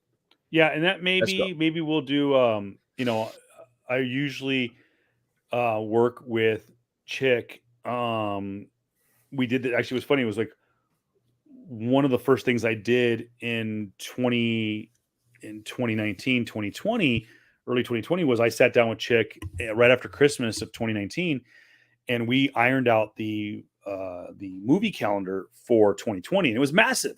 We had so much stuff that was coming out that year, and we went over the schedule. Of course, COVID blew that up. So I know there's going to be a lot going on. I think Chick and I will probably sit down here in the next couple of weeks. I know she was having a run out of town. I was supposed to go by the store today, and I just ran out of time. Yes. Thank you for reminding. Thank you real quick. Oh shit. Here's thoughts and hopefully good tidings to those two. They were in Vegas. Both That's right. Chick and Q. They're in Vegas, and quite literally, Vegas is flooded right now. They're in a monsoon. Like, shit. Yeah. Like they're. If I remember correctly, Cass told me that. Yeah, they're like they fly in like around late night, and before that, right, the monsoon's gonna hit. And like I already seen videos because of course, about 2 weeks ago now, I went to Vegas, right, and it was hot as hell. Yeah. And I went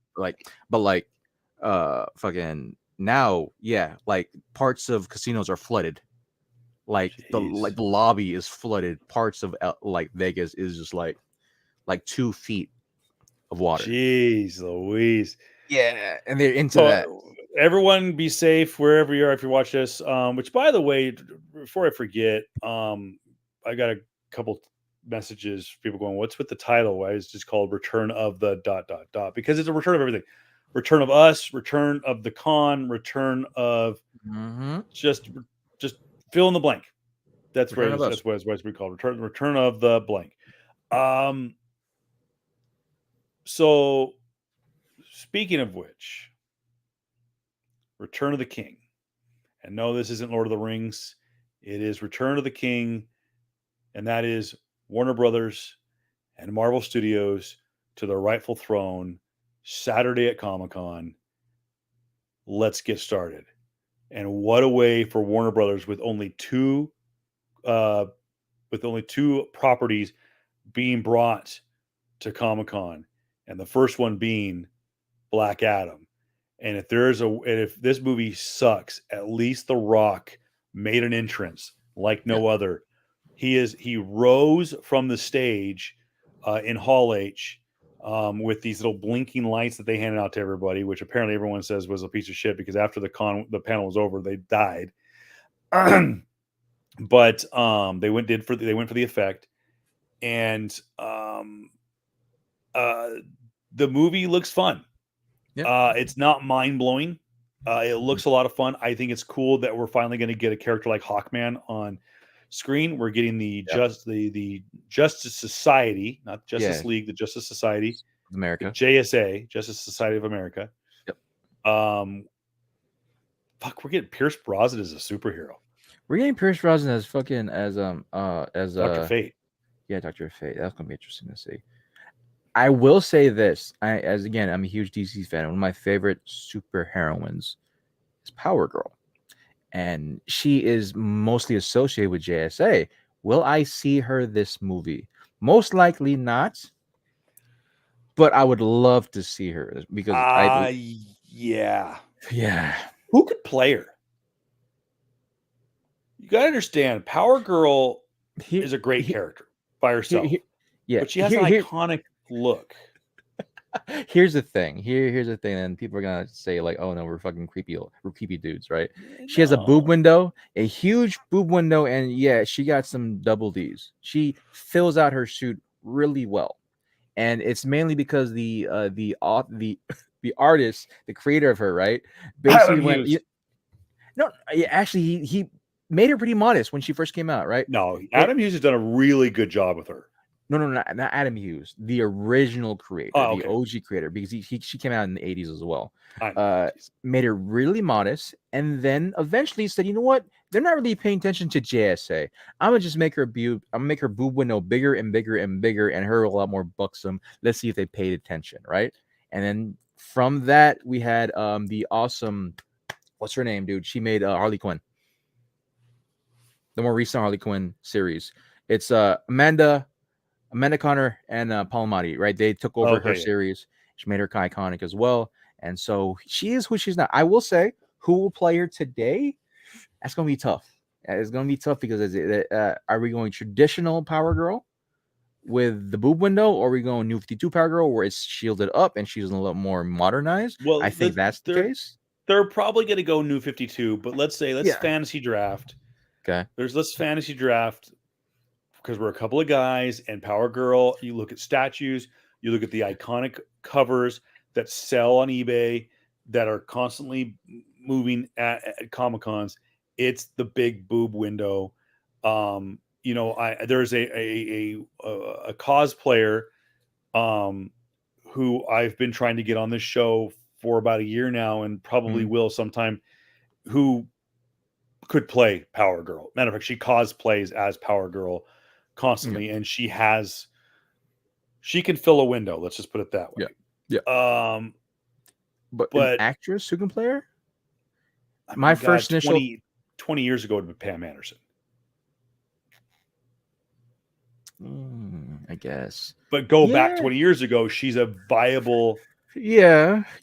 I give you that, but more so, I'm most not a great actress, but absolutely not. But like, I would probably say Christina Hendricks.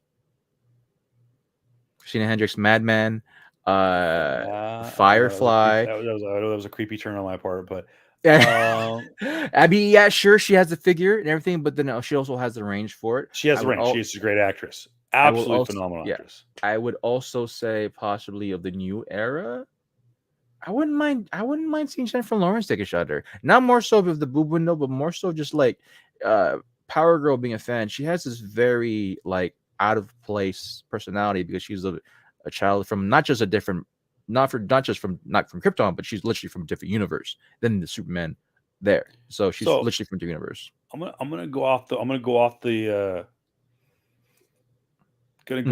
out of left field on this one. Okay. Have you seen the trailer for the new Netflix movie that's coming later this year called Blonde? I think I have, yes. Oh no, biopic on Marilyn. Biopic on Marilyn Monroe. Yeah. You going with Ana de Armas as a blonde. I will say that's actually a really good pull. I mean, she can pull off blonde, and she's got a great figure. Is she gigantically endowed? No, but she has got an amazing. She's a beautiful woman. She doesn't need to be, and let's just say for like one, Marilyn Monroe is a very full figured woman too, and Ana de Armas pulls it off, and I love. I'm starting to love. I've always been in love with Ana de Armas since she's been in freaking like what. I'm just thinking of her recent movies. Her most recent movie that I remember is oh my god, what's that one movie, dude? Fucking. Well, she's in The Gray Man, which apparently is an amazing movie. I'm gonna watch that. I'm gonna watch that tonight. Actually, I'm gonna have to watch that tomorrow. She's in No Time to Die, the last James Bond movie, and she was great in that. Yeah. It's the movie with Harrison Ford and another dude in. She's in Blade Runner. Blade Runner, yeah. I remember her in that one. She was also in Knives Out. Yep, she was in Knives Out as well. Let me see. Where did I get my point? But no, she's great. Yeah, she's great. There was another actress out there too, who is, I think, the current girlfriend of one of the Franker brothers. I think her last name is Cohen. New face. She has a great figure. I want to see her act more. I feel like just from like aesthetically, she looks like Power Girl. I just forgot her first name, but her last name is Cohen, and she's more of a recent actress. But yeah, dude, she could pull off a DC character. If she doesn't pull off Power Girl, she could pull off a superhero. It's just I just forgot her name. Yeah. What movie was she in? I forgot, dude. That's I just no. Not Abigail Cohen, but it's a Cohen. Like Cowen. Well, if you know who Jared's talking about, leave it in the comment section below, and we'll get to it on next week. But let us know too. Fantasy draft, Power Girl. If we Yeah. get her in Oh, Jsa, Kaylee. There you go. Kaylee Cohen. Kaylee Cohen. Okay. Yeah, just check it out. Kaylee with Kaylee Kowan. She looks like not only that, but I think she could pull off. I think she could pull off freaking Marilyn Monroe as well. Just her look, very traditional. Look like she likes from the 1950s type of glam Hollywood look. I think I typed in the wrong name. How do you spell it again? Cayle. Oh, there it is. Cohen. Found it. Yeah, Sunrise in Heaven. You know what? That's a good look. That's a good pull. She's got that kind of chiseled, because Power Girl's she's a beast. Chiseled structure, like this like one the most amazing. You're right. She could pull off Norma Jean. Damn, that's a good pull, dude. Yeah, dude. I'm telling you, bro. Like, there's a lot of great like up and coming actors in general coming up in the new age. Like, bro, like we might be coming on this era of like old school 1950s like actresses and actors, or like the golden age type of stuff, dude. And so, yeah, like, just screams Power Girl to me. Yeah, legit screams Power Girl to me. I definitely can see it. So yeah, but let us know, did JR just turn us on to something here? Not like that. Like that. I don't know. I'm saying. No, that is. She's an incredibly beautiful woman, yes, but she has that Power Girl kind of look to her, with the hair, with curly and stuff like that. Yeah, because because a traditional Power Girl was drawn in like the old school 1950s pinup model, and she really reminds you of that. Yeah. Real quick too, I want to say thank you for those of you who are wondering why I'm a Marvel Unlimited fan. Subscriber. Well, I mean, getting tickets to go see Black Widow, the world premiere of Black Widow in LA, to see the world premiere of season 3 of Jessica Jones, getting my name literally printed in a comic book every year. But you also get free comic books from San Diego Comic-Con. So cool. Virgin variant of Captain Marvel. This book actually hasn't even come out yet. It comes out in September. This is Captain Marvel number 39, Legacy cover 173. This is a September 2022 book. This was exclusive to Marvel Unlimited customers. This is a Guri Hairu cover.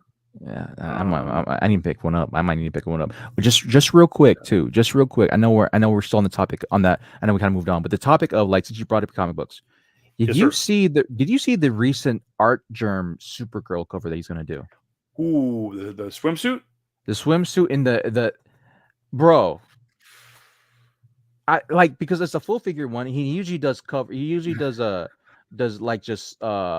he usually does here's an example of an Art Germ cover. I mean, that's just a full figured of what's her name? His wife. Clea.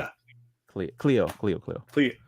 Is it Cleo or Cleo? Yeah. Clea. But what's the actual term of, like, when like actors or models, they get like a certain photo shot of them when it's just their face and all that? Headshot. But what's the other term? There's another term for it. Oh, whatever. But yeah, it's just like usually headshot, does that bust, full figure. That's the terminology I learned from artists for commissions. Okay. Yeah. He usually Art Germ does, like, I guess, up to the bust area, right? Yes. But now he does a full figured Supergirl cover. Yeah. That is crazy to me. This man barely does like full like arms, legs, limbs. Usually he does like just portrait. There you go, portrait. Yeah. Yeah, I don't have any examples. So, for example, this would be technically considered to be a bust. Yeah. This is not full figure because it does not show the entire body. Art Germ typically does from here up. Yep. Or from here up. Very rare cases he'll do this. Arguably one of the most iconic covers that he's done. Obviously, it was the Spider-Man cover, the wedding, the what do they call that? The what'd you call that one? The not the wedding. It was the one with Mary Jane in her wedding dress. Yo, yeah, like holding, like looking behind her and like trying to hold the hand. Yeah. I forgot what it's called. So now this brings me real quick to my next comic book. This would be considered a full figure. This is, by the way, the first full appearance of Bombshell Supergirl in comics. Great series, great freaking series. Got those two, by the way. Shout out to California Comics. Got these two books, and this one, J. Scott Campbell with Magic. Did not have this one, and got those from California Comics. Shout out to him. So Saturday, and I'll do the rest of my pull list at the end. Saturday, again, we just mentioned Warner Brothers tries to go for broke. They need to remove themselves from the Snyderverse, so they bring Black Adam and Shazam, Gods of Fury, to Hall H, and two great presentations. The trailers are great. Shazam was fun. I think long-term fell a little flat to me. Love Zachary Levi. I love the character. I didn't know much about it until I saw the movie. It was a lot of fun. Unfortunately, wasn't able to show it to my kids because it's a bit creepy at times. Don't know about this next one, but we do see that Zachary Levi's Shazam is still very heavily influenced by the Snyderverse version of the superheroes. Black Adam, we do know will have a crossover. Not the crossover you're hoping, though. I know a lot of fans were thinking that Henry Cavill was going to crash the Warner Brothers presentation on Saturday. Unfortunately, he did not. The crossover that people are hoping for is a Black Adam versus Superman or a Shazam versus Superman. Not going to happen. It looks like we're on a crash course to see a crossover of Black Adam versus Shazam, which would be a lot of fun. The Rock versus Zachary Levi. Come on, tell me. There is no universe that has The Rock beating or that has Chuck beating The Rock. I'm sorry, Zachary Levi, superhero or no superhero, cannot beat Black Adam. I feel like, to be true to Black Adam's roots in the comics, he needs to kill a Shazam. He needs to. He needs to kill one of the Shazams. Maybe he will. I legit. It won't be Zachary Levi, but maybe he will. I'm wondering if it's gonna be the best friend too. I forget. I need to rewatch the original Shazam. So I'm super excited for the next Shazam. And as well as how they're gonna try to have this superhero family fight crime and whatever have you, right? So that looks just really cool. I forgot here is my hot take for it. The Asian actor, the male Asian actor, the older one, right? That plays the male Shazam, the Asian male Shazam. He should be in way more shit. He should have been Shang-Chi for me. He's not gonna be, because he's too tall, he's too bulky, and he can't do he's yet to do all those movesets, right? But he should have been Marvel. Because I loved him when he was in Riverdale. I loved him when he was in 13 Reasons Why. I forgot what other movies he was in recently too, but yeah, he's a really good freaking actor, and I want to see more of him. I want to see him in a leading role. But he's not. It's not going to happen because he's Asian, and that fucking is horrible. So here we are. Go ahead. So again, kind of we got The Rock. Yeah, we got Shazam. Then we got in between Shazam, between Warner Brothers and the main event. Later in the day, we got to see, oh my goodness, we got to see, oh my gosh, HBO, the HBO panel. Sorry, just completely drawing a blank. Okay. And I don't know what all was unveiled on HBO. That on We the can just HBO talk about panel. House Well, of I know Dragons. that Man. House of House Dragons of is really good. Dragons had their own completely Yeah. separate Yeah. panel, but was other than House of Dragons, was there any other Warner Brothers stuff announced? There might have been, man, but it's nothing really I don't too of note. remember. I was just more so excited about House of Dragons. It looks way more akin to like what I hoped for the last season of Game of Thrones. Yeah. In the sense of like two actual Targaryens going against each other for the throne. Right? And Yeah. so here we are. And so for those who know the last season, there were two Targaryens that was supposed to be at the head of the throne. One was Jon Snow, one was Dany. But yeah, so here we are. We're now gonna have, for me as a fan of the show, we're now gonna have a show that is hopefully be given enough respect to giving it time to breathe, type of thing. And so Yeah. here's hoping that we get the first 4 seasons of Game of Thrones into this new spin-off of Game of Thrones. So yeah, I'm excited. Super excited. So let's I kind of jumped the gun on that one. Did you though? Did you? I was setting it up. So let's jump right to the main event. I know we're not talking about Kevin Smith and the Clerks 3 panel, which looked, by the way, Clerks 3 looks freaking hilarious. It looks stupid. It looks awesome. I'm fucking happy that they did that timeline, bro. There's like, I remember when they did Clerks 2 at the end, like, bro, it's gonna be like in 10 years, we're gonna be like 50. Like, man, I love you. No, I love you, man. It's literally been 10 years. Yeah. So I'm love it. I love it. It just, oh my gosh, I can't. So let's talk about what they brought to Hall H for Marvel. And with that said, let's bring up. Let's start by going what happened. Holy fuck! They did a 4-minute sizzle reel. For those of you who remember last year, it was probably about this time, maybe May or June. So maybe it was late spring, because I think it was before Black Widow came out. So maybe it was mid to early spring, mid to late spring. And they did, as I call it, Marvel, let's go back to the movies. And it was a best of kind of video montage narrated by the posthumous Stan Lee. Talking about that man right there next to you, he's your brother. That woman over there, she's your sister. And and it was just, oh God, it just gets you in the feels. Because it's like, oh, and it was like Stan Lee died, and you're in the middle of COVID, and what the hell? Like, what do we do with our hands?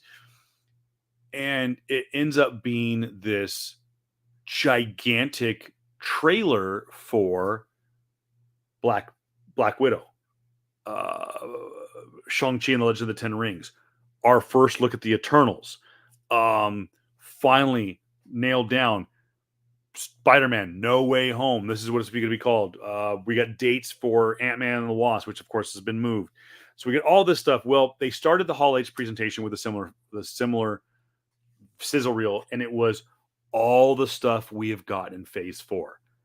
Black Widow, Eternals, Shang-Chi and the Legend of the Ten Rings, Loki, Hawkeye, WandaVision, Falcon the Winter Soldier, Miss Marvel, Spider-Man No Way Home, Multiverse of Madness, Thor Love and Thunder, just everything. And it was just so good. And it was narrated again by Stan Lee with a very similar speech. And I only saw about 2 minutes of it, and it was awesome. And they have yet to release it onto YouTube. I hope they release it soon. And then who opens Hall H? One would guess Kevin Feige, right? Oh no, we're going right to the bitch in the orange mask. Miss Minutes opens up the Hall H panel. What a bitch in the orange mask. What an entrance. And Go she ahead, buddy. scared the shit out of Hall H. She pulled a page right out of Loki's final episode. Well, hi there. And was like, "Hey, welcome to Hall H, you party people." And which, by the way, is like my new phrase from Comic-Con for some reason. And then he goes, And then, of course, she goes into, ladies and gentlemen, welcome to Hall H. And let me welcome you into the guardian of the sacred timeline, Mr. Kevin Feige. So she does this like Miss Minutes thing and then goes into introducing Kevin Feige. Feige comes out. And I think he was wearing like a Miss Minutes hat or something like that. But so he goes right into recapping Phase 4 and tells us that Phase 4 is going to end with dadgummit, with She-Hulk and Black Panther Wakanda Forever. Let me zoom this in real quick. Make this a little bit bigger for you guys. Oop, too big. So this is the sacred timeline as seen in Hall H. If you're watching the video, there's Kevin Feige.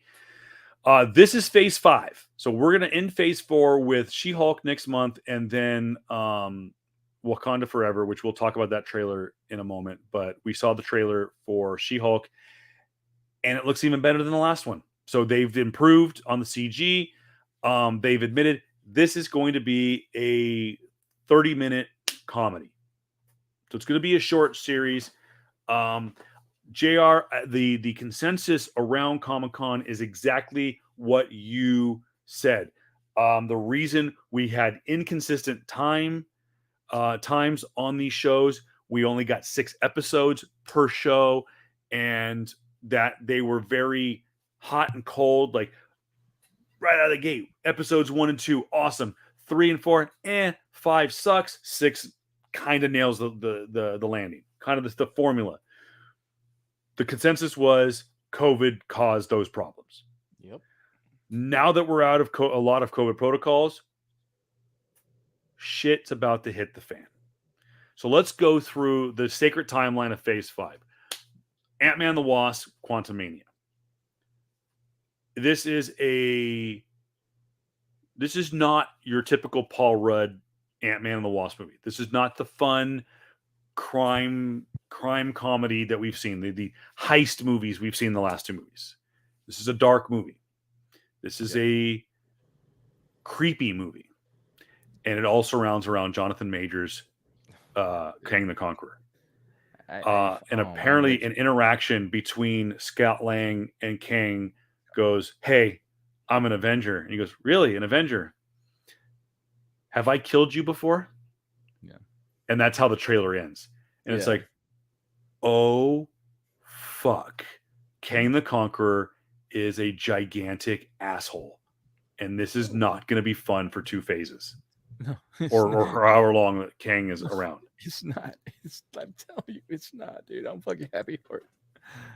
You're happy because you're like, this is the Kang I want. You're actually rooting for the bad guy. Here's the thing about MCU characters and MCU villains. The best ones are usually the most charismatic. Granted, Thanos was really good because of how driven he was, right? And again, Josh Brolin. Great. The thing I love about Marvel villains is that not only are they charismatic, but they're insanely, what's the word? Devious Insane. is one thing. No, yeah. No, there's like there's a word for it. There's a psychological term for it. They're sociopathic. Insanely sociopathic. And Kang the Conqueror fits the bill to a freaking T. They're also, like you said, they're sociopaths. Yeah, another sociopath. Another sociopath we're gonna hopefully see eventually is, of course, not just Dormammu, but the devil himself, Mephisto. Mephisto, of course. Hopefully, we'll see him eventually. And yeah, let's talk about sociopaths. Let's talk about psycho, crazy villains. Kang the Conqueror is not the villain of Ant-Man and the Wasp. He's not. We're getting freaking MODOK. Yeah. MODOK is going to be the villain of the, like, what? Yeah, but I heard who was the MODOK, though. I heard who he is. They haven't said. No, they have. They did say who the voice was? I didn't think they released that it was actually, do you want to hear it or no? If it's not Patton Oswalt, I don't give a shit. It's not Patton Oswalt. Damn it. It's not. Do you really want to know? Good. That series was kind of good. Oh, okay, go ahead. So take it with a grain of salt, right? Because these things that's been supposedly alerted. the MODOK that we get was, I forgot his character's name, but it was from the first Ant-Man the Wasp villain. How they didn't kill him, they threw him into the quantum realm. Oh, that it's yeah, because he didn't necessarily die. He was kind of collapsed into the yeah, he was shrunk so much, I'm guessing, that he's gonna look like MODOK. Yeah.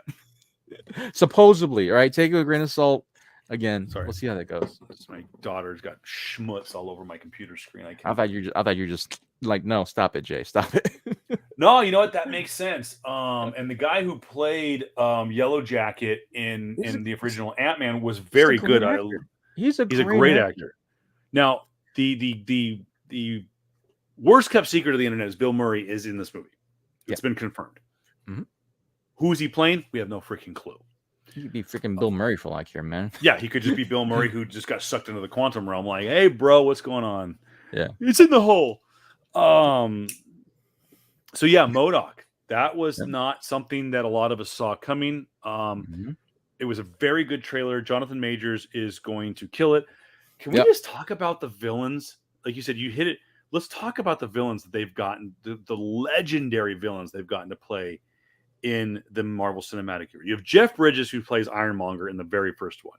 You have Tim Roth, who is returning in She-Hulk as the Abomination. Yeah. Yep. You have Loki.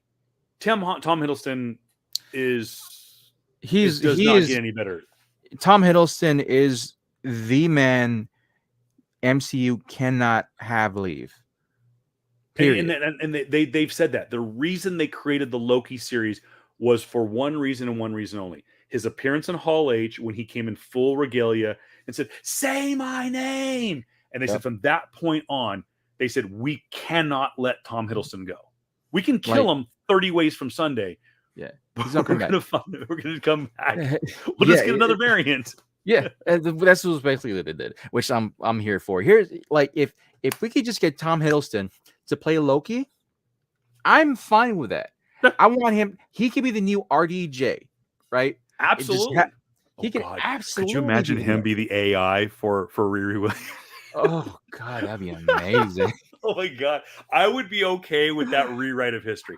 I'm really still hoping out that RDJ does come in and do voiceover work for Ironheart and and the Marvels. If instead of paying him, if instead of paying him $50 million, they got to pay him $1 million for voiceover stuff, and he just come in, just do some voice lines in his undies, dude. That's fine, bro. That's fine. Shit, you can do it from home in his underwear. You can just just load it up on GarageBand and email it over to Feige and say, "Here, there you go." Get him some Final Cut. Get him some Final Cut Pro. You know? Yeah. It's I'm more than happy with that, man. But yeah, just going on to it. Killmonger, of course. Killmonger was. I mean, you can't. I mean, really can't get any better than Michael B. Jordan's Killmonger.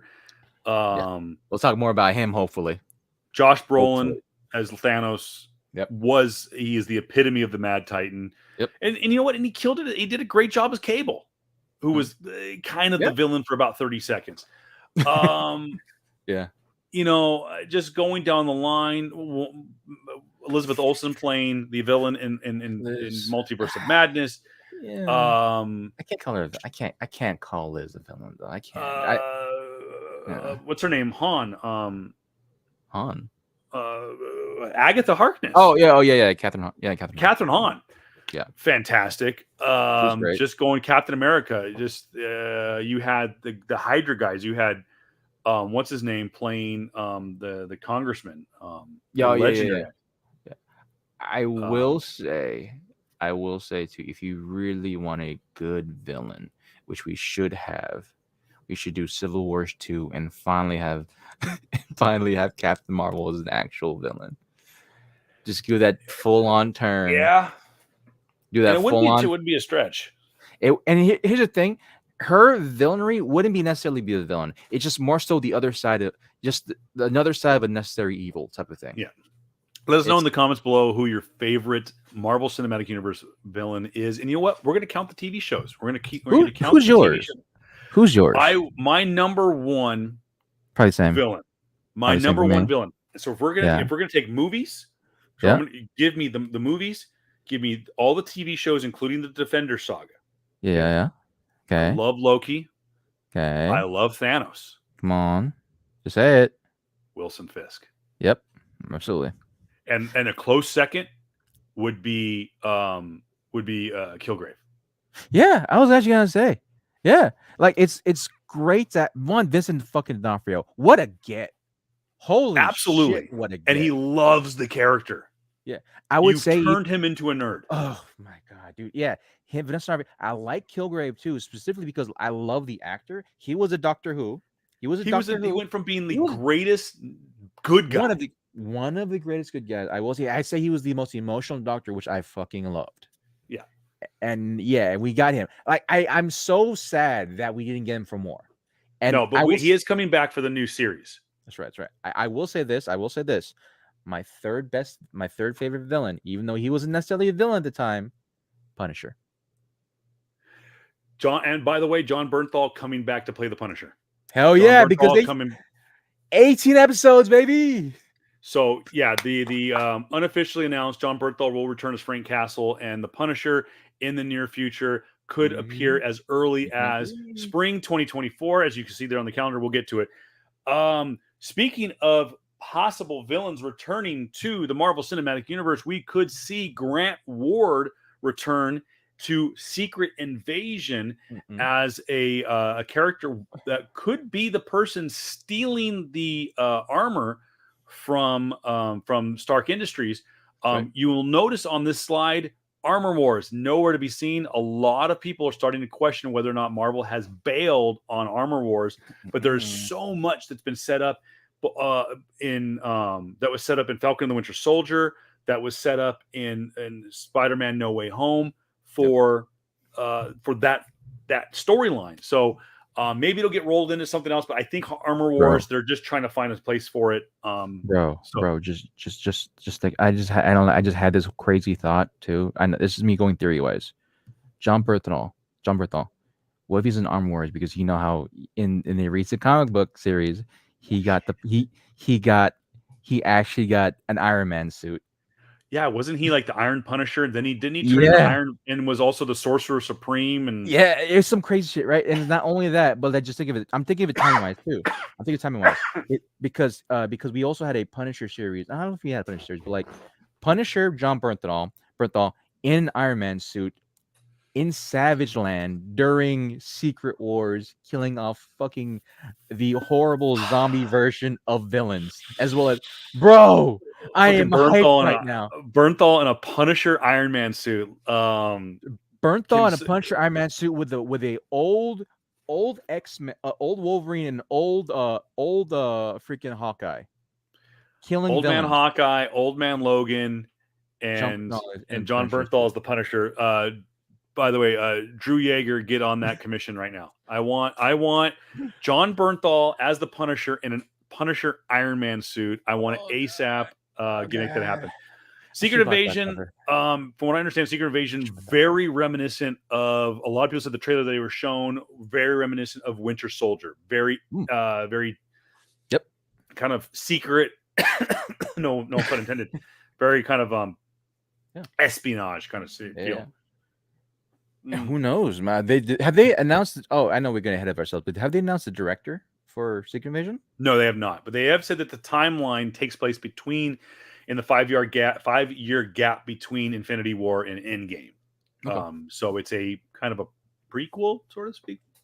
Guardians of the Galaxy, May 6, 2023. Extremely emotional trailer. We are going to get the High Evolutionary in this, who is being played by the guy who was in that's a great pull too. Yeah, him. He was in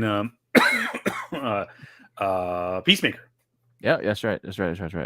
We got a lot of great pulls, but like a lot of Peacemaker, not just a lot of Peacemaker, but a lot of people that are like just working with James Gunn gets reused by James Gunn. And I love that. A lot of it's James Gunn is a really great, just again, a testament to his character.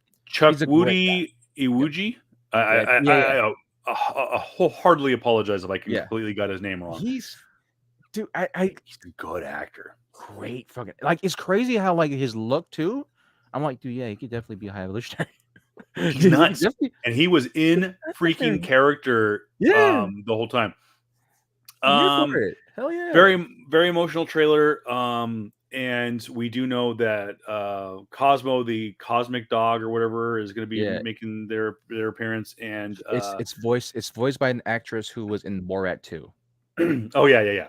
She's taken seriously too. So she's taken seriously, like, yeah. And it should be Also, noted that go ahead. we're also going to get the origin of Rocket the Raccoon. Also, how do you think of what do you think now, Will Poulter?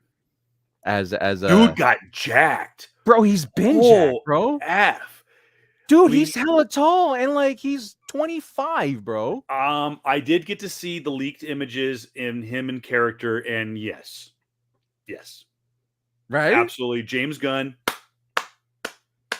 your costume and your makeup team. Yeah. I'm like, bro, yes. Yeah. By the way, can I just say this real quick? Watch the behind the scenes. By the way, if you have a chance to watch Assembled, the behind the scenes of Doctor Strange: The Multiverse of Madness on Disney Plus. It's hosted by Bruce Campbell too, by the way, who's one of the most charismatic people you ever meet. Of course. The set designers, set construction workers, and stuff like that. It's basically the people that make the sets for these movies do not get enough credit. And if you watch that behind the scenes, you will know what I mean. It's probably one of the most labor-intensive sets that they have built in any of the Marvel movies. Yeah. And you will appreciate them. I don't want to spoil anything, but just go and watch Assembled, the behind the scenes of Doctor Strange: The Multiverse of Madness now in the Marvel section of Disney Plus. But so again, I see some of these shows, and again, a testament to some of the behind the scenes people that don't get enough credit, like costume designers, makeup artists, and set designers don't get enough credit. Quick question, Kev. Yo. During the Guardians of the Galaxy panel, which is a super emotional panel, man. Yep. How many of them are staying? Other than, of course, Will Poulter, because obviously. I don't know. I want Chris Pratt back, dude. I know, and he is the only one I can think of that might stay. He'd been given so much shit for dumb shit too. Like, just fans hate him because they fucking hate him. Which is, they want a reason to hate him, and it's so stupid and childish. And when I saw the Guardians, my Guardians brought to life experience prior to Volume 1 was the Guardians appearance on Earth's Mightiest Heroes, Avengers Earth's Mightiest Heroes, the animated series. Really underrated cartoon, by the way. And Star-Lord was more of a dick than anything.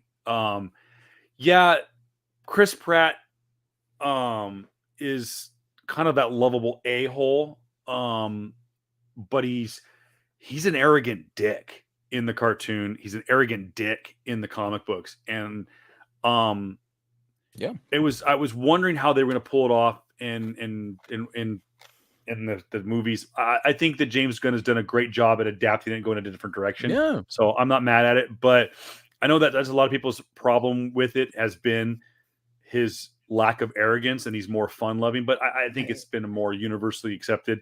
Yeah.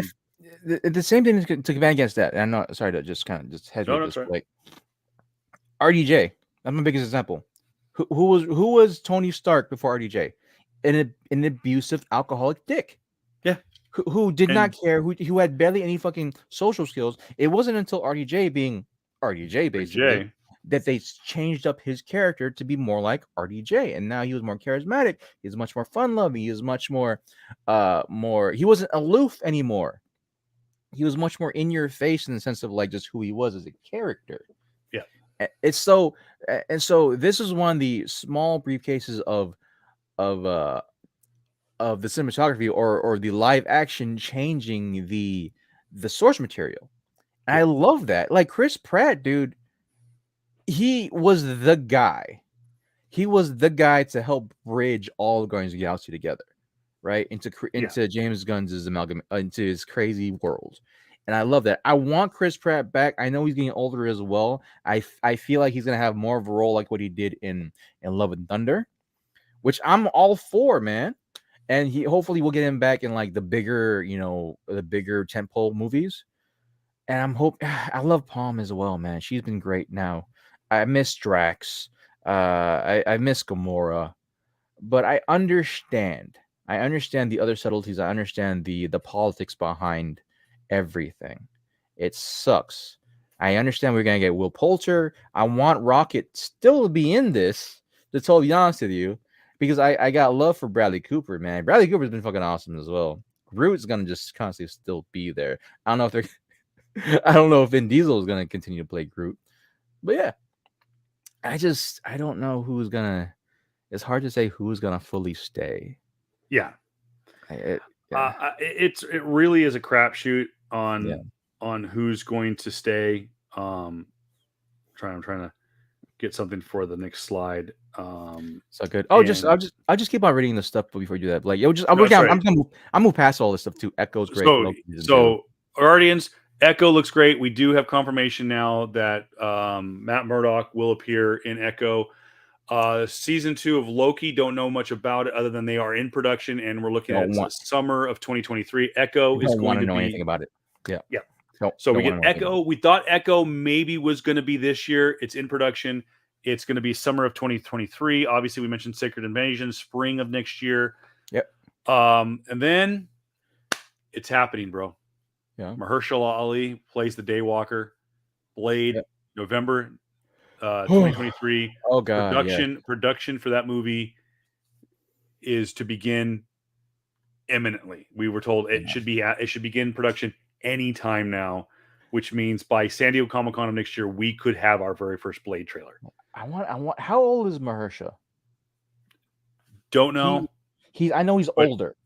I know he's older, and so because like I fear for his like I know he wants to be a full on like actor for it, but like I don't want him to like do a stunt and hurt himself type of shit, because I want to keep him Ali born in 74, so he's in his 40s. He's 7 years older than me.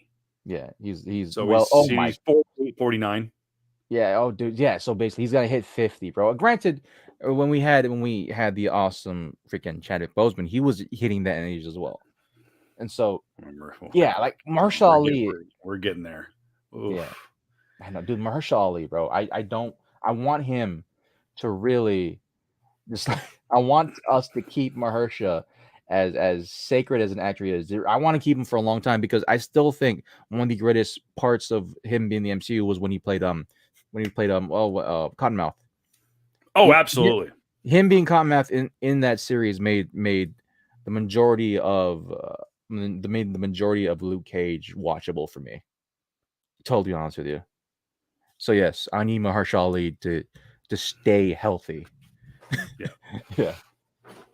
So we got Blade. That's going to be great. Ironheart, we thought maybe we were going to get sometime this year. That has been moved to fall of 2023.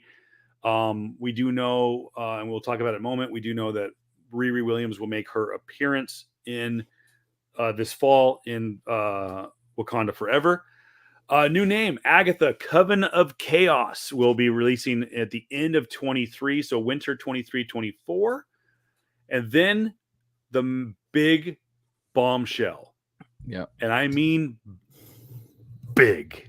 Yeah. Spring 2024, the man with no fear, Charlie Cox as Daredevil / Matt Murdock, will make its way to Disney Plus for 18 episodes. Count it. 18 episodes. Yes. That is 3 times longer than anything Marvel Studios has given us on Disney Plus so far. 18 episodes. We don't know at what length. Are they going to be half an hour, 45 minutes, an hour? Yep. Mind you, the Netflix version of the show was anywhere from 45 minutes to an hour, and that was, I believe, 13 episodes. Yep. So Daredevil Born Again, for those of you, what's the significance of the name Born Again? Essentially, the storyline Born Again was adopted for season 3 of Daredevil. It's where pivotal storyline. Pivotal storyline. It kind of branches off with because people call him the Man with No Fear. Daredevil Man with No Faith was kind of a loose name that was kind of given to Born Again, where he loses his faith. Kingpin is found out. He finds out what his real name is. Just a lot of shit goes down. And season 3 of Daredevil, and I hope this is not a reboot. I hope this is a season 4, or just at least a continuation. You don't have to call it season 4, just a continuation. Of the Defender Saga version of Daredevil. But we do know for a fact that Vincent D'Onofrio will be returning as Wilson Fisk, aka Kingpin, and Charlie Cox will return as Matt Murdock / Daredevil. Rumor has it, going back to summer of 2023, rumor has it that part of the storyline in Echo, that the reason why Matt Murdock gets involved in that show is because he's trying to find Jessica Jones. That is the rumor going around, that Jessica Jones, aka or Kristen Ritter, who played Jessica Jones, is going to return as the character at some point in the near future.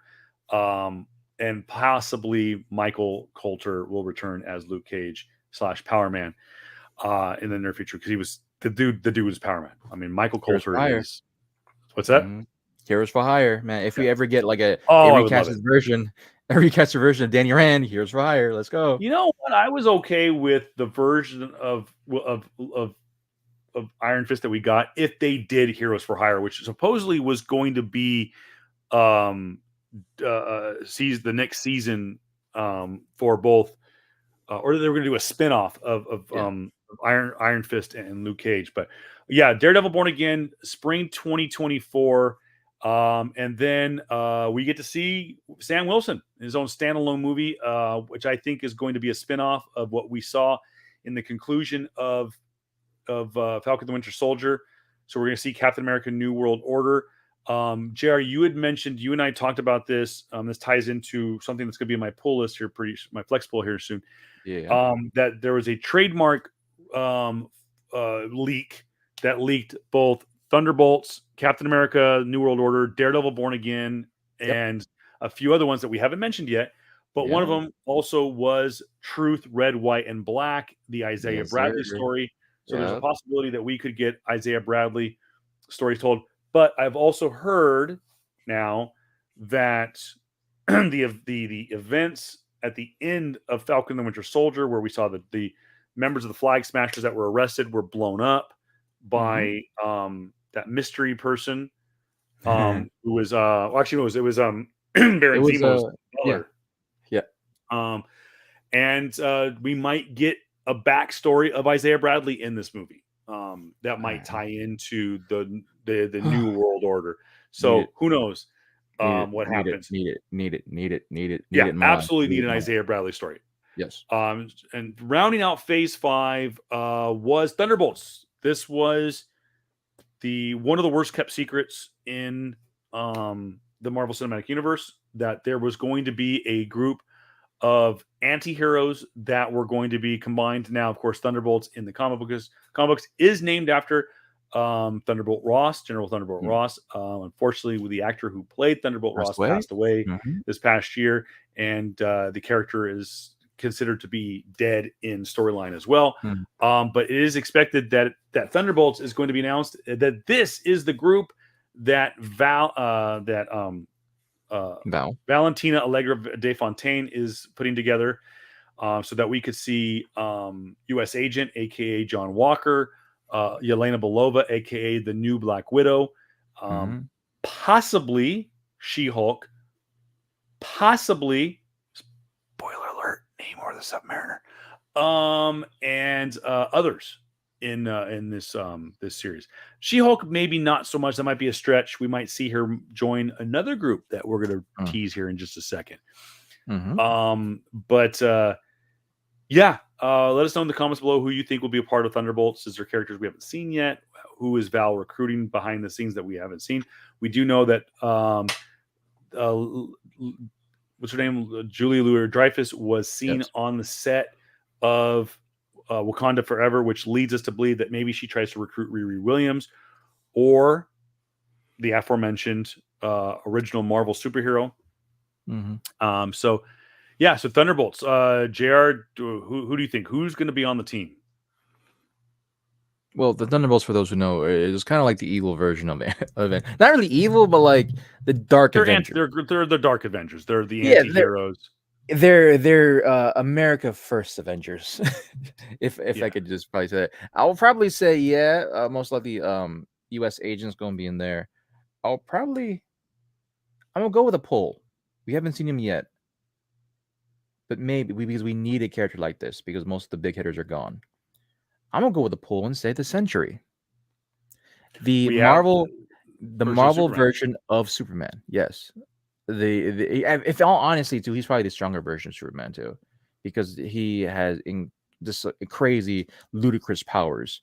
If they're still going with the storyline of like how the Captain America serum still goes into flux, the perfected Captain America serum goes into, I forgot his name, the original this individual who takes it, he becomes a Sentry. The perfected version of Captain America serum goes into a guy. He becomes a Sentry who can fly, who has the power of 1,000 suns in his hands, and is able to lift so much. He's basically Superman times like 100, and that's crazy to think of. But like when you're talking about like actual power scaling and stuff like that, like he can probably destroy you at an atomic level, type of stuff, which he has done in comics. And so, yeah, that's stuff that Superman hasn't done. Like control your atoms and just disperse you. So we might have that character. Like, yeah, we might have that character. We're gonna need a character like that if we're gonna fight like the Kangs and possibly the Galactuses and possibly other god level threats in the MCU. So that's my poll. Sentry. I'm down with it. So the next thing that was shared at the panel, Yeah, was one of the worst kept secrets of the Marvel Cinematic Universe, and it is the return of the first family. Fantastic Four will make its debut in the Marvel Cinematic Universe I'm to sad. I'm kick sad off though. kick off Phase 6. Okay? I'm sad though, my guy. I'm sad though. Why is that?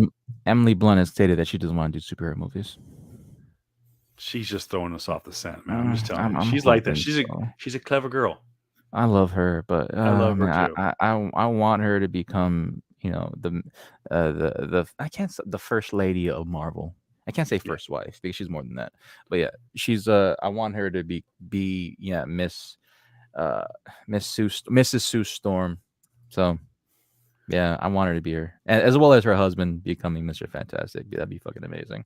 So The we better have version, the smarter Reed Richards, of course, not the fucking retarded, the stupid, idiotic version we got in Multiverse of Madness. But yeah, Okay, so we do Fantastic Four will hit theaters November 8th, 2024. It will kick off, technically, of the announced properties, it will kick off Phase 6 in the Marvel Cinematic Universe. So I say this to tell you that there are 2 new movies that will cap off Phase 6. And JR, are you ready for it? pretty sure we said it already. But yeah, let's go. Would be Avengers, the Kang Dynasty. That's right. The Avengers are back. Kevin Feige had said that they were done making Avengers movies. Yeah, that's right. But how do you end $1 billion franchise?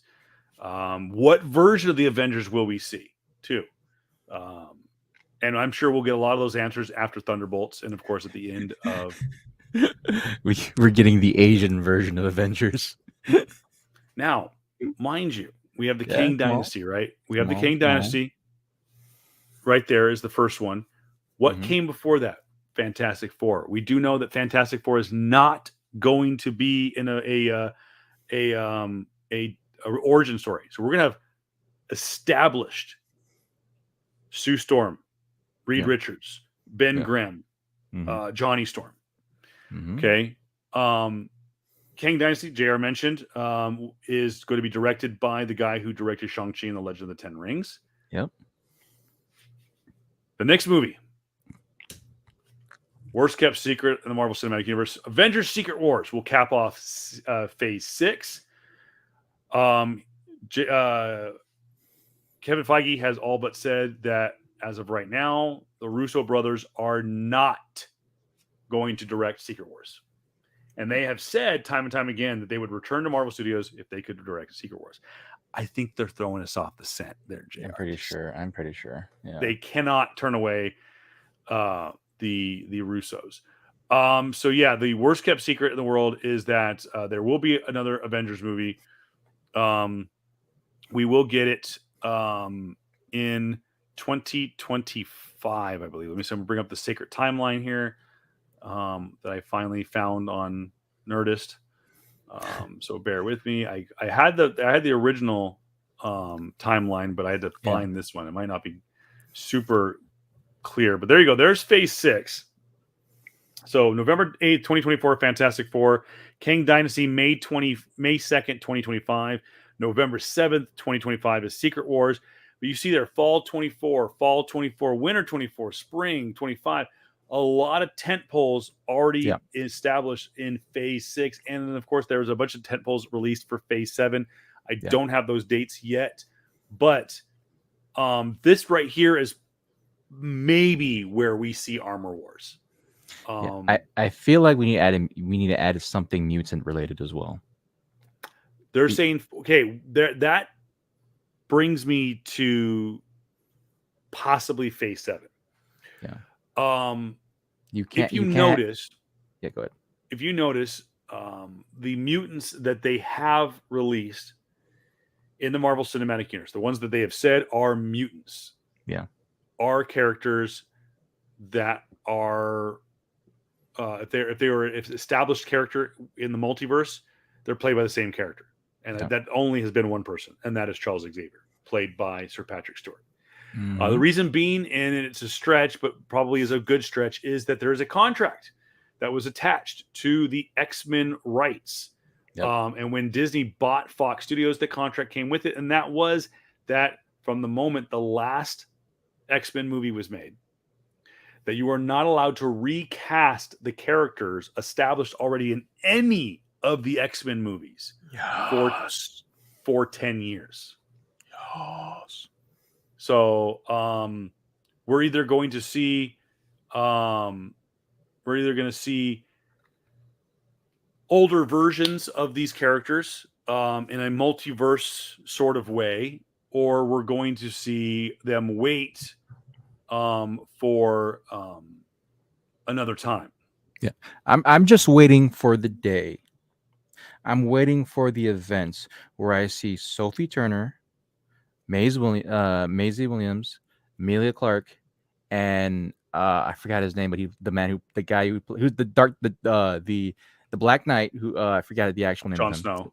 Jon Snow, basically. They're all on scene together again, because Sophie Turner played Jean Grey. Yep. Maisie Williams played I forgot her name, Sinclair. She was a werewolf. Oh, she was in the New Mutants. She was in New Mutants. Emilia Clarke is going to be in Secret Invasion. Secret Invasion, and of course the aforementioned Jon Snow. I forgot his name again. Remember, there was 2 members of the Game of Thrones from the Eternals. 2. Yes. Icarus was played by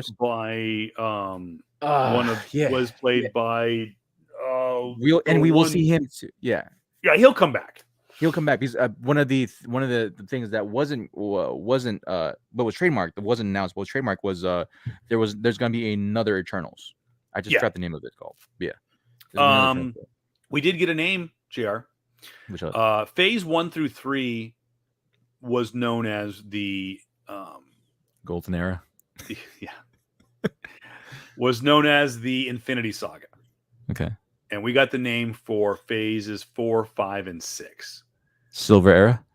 And it is known as the Multiverse Saga. Okay. Or as we like to call it around here, the Wong Saga. Yeah, dude. Wong has been the glue that has kept the Phase 4 together. I mean, he will be appearing again. Yeah. He's appeared in Doctor Strange in the Multiverse of Madness. He did appear in Spider-Man No Way Home. Yeah. He did appear in he's going to appear in She-Hulk. Mm-hmm. Oh God, he appeared in Shang-Chi and the Legend of the Ten Rings. Mm-hmm. I want to say that he didn't appear in Black Widow. Did he appear in anything else on Disney Plus? I can't remember it, but it just. Oh, I I don't. mean, I know he was in What If, Yeah, I don't recall, but yeah, he's but gonna. I do. I love that he has been, and Benedict Wong is He's awesome. so good. I loved him ever since he was in oh my gosh, was a it's a Netflix show where he plays a con. It's Marco Polo. I loved him ever since he's Marco Okay. Polo. Dude, yeah, he's awesome. I'm so glad he's getting a lot more work, dude. So Benedict Wong is awesome. I just want more work from. We need more Asian actors. We need more Asian actors doing more roles. And I think the last thing. What's the last thing you want to talk about? I think it's the big one. I think I know what, but I just want to ask. Well, real quick, I'm going to put this up for JR, and Yeah, then bro. we'll get Okay. into the last subject matter, Yeah. and that is Hall H on Sunday. I got to go to the Funko panel, and that is Rosario Dawson. There is a exclusive Ahsoka Tano Funko that was only released in at Comic Con. I think it's a one in. I want to say it's a 1 in 500 that was released along with a Freddy Funko. But Rosario Dawson as JR as Fine Wine. I think she's been the crush of my life. She is So the nerd queen to us. she has been in nearly every facet of my life in the sense of like just where I was at that time. She was in Clerks too. She was in what was before that? She was in a bunch of stuff before that too. She was in Basketball Diaries, Sin City. Sin She was City. in Sin City. She was in She was the night nurse. She's night Night nurse Nurse. in Daredevil. Ahsoka Tano. She was in She's Ahsoka a Tano. Yeah. she was a little niche film. She was in Grindhouse. God dang, she has done everything. She's hit the trifecta. She's worked with Kevin Smith. She's worked with freaking Robert Rodriguez. Yeah. Damn, she's had a great career. Dude, yeah, and now she's if this is what we get from her, just to be Ahsoka Tano or to be whatever else she wants to be in Marvel / Disney, I'm here for it. Again, I'm in love with this woman. God dang, dude, she has done. I mean, everything. She has done. Everything. She belongs to the View Askew universe Yes. as in Clerks 2. She Yes. belongs to the Marvel Cinematic Universe with playing the Night Nurse. And she belongs to the Star Wars universe playing Ahsoka Tano. The only thing she's missing is she hasn't played a Disney princess yet, has she? She is a Disney princess, Maya. Dude, she's a Ahsoka Tano. She's a Disney princess. She's a Disney princess. She's a Disney princess. Okay, I don't care. I don't care. Kevin Feige pulled the one more thing with the announcement of the Avengers in Phase 6.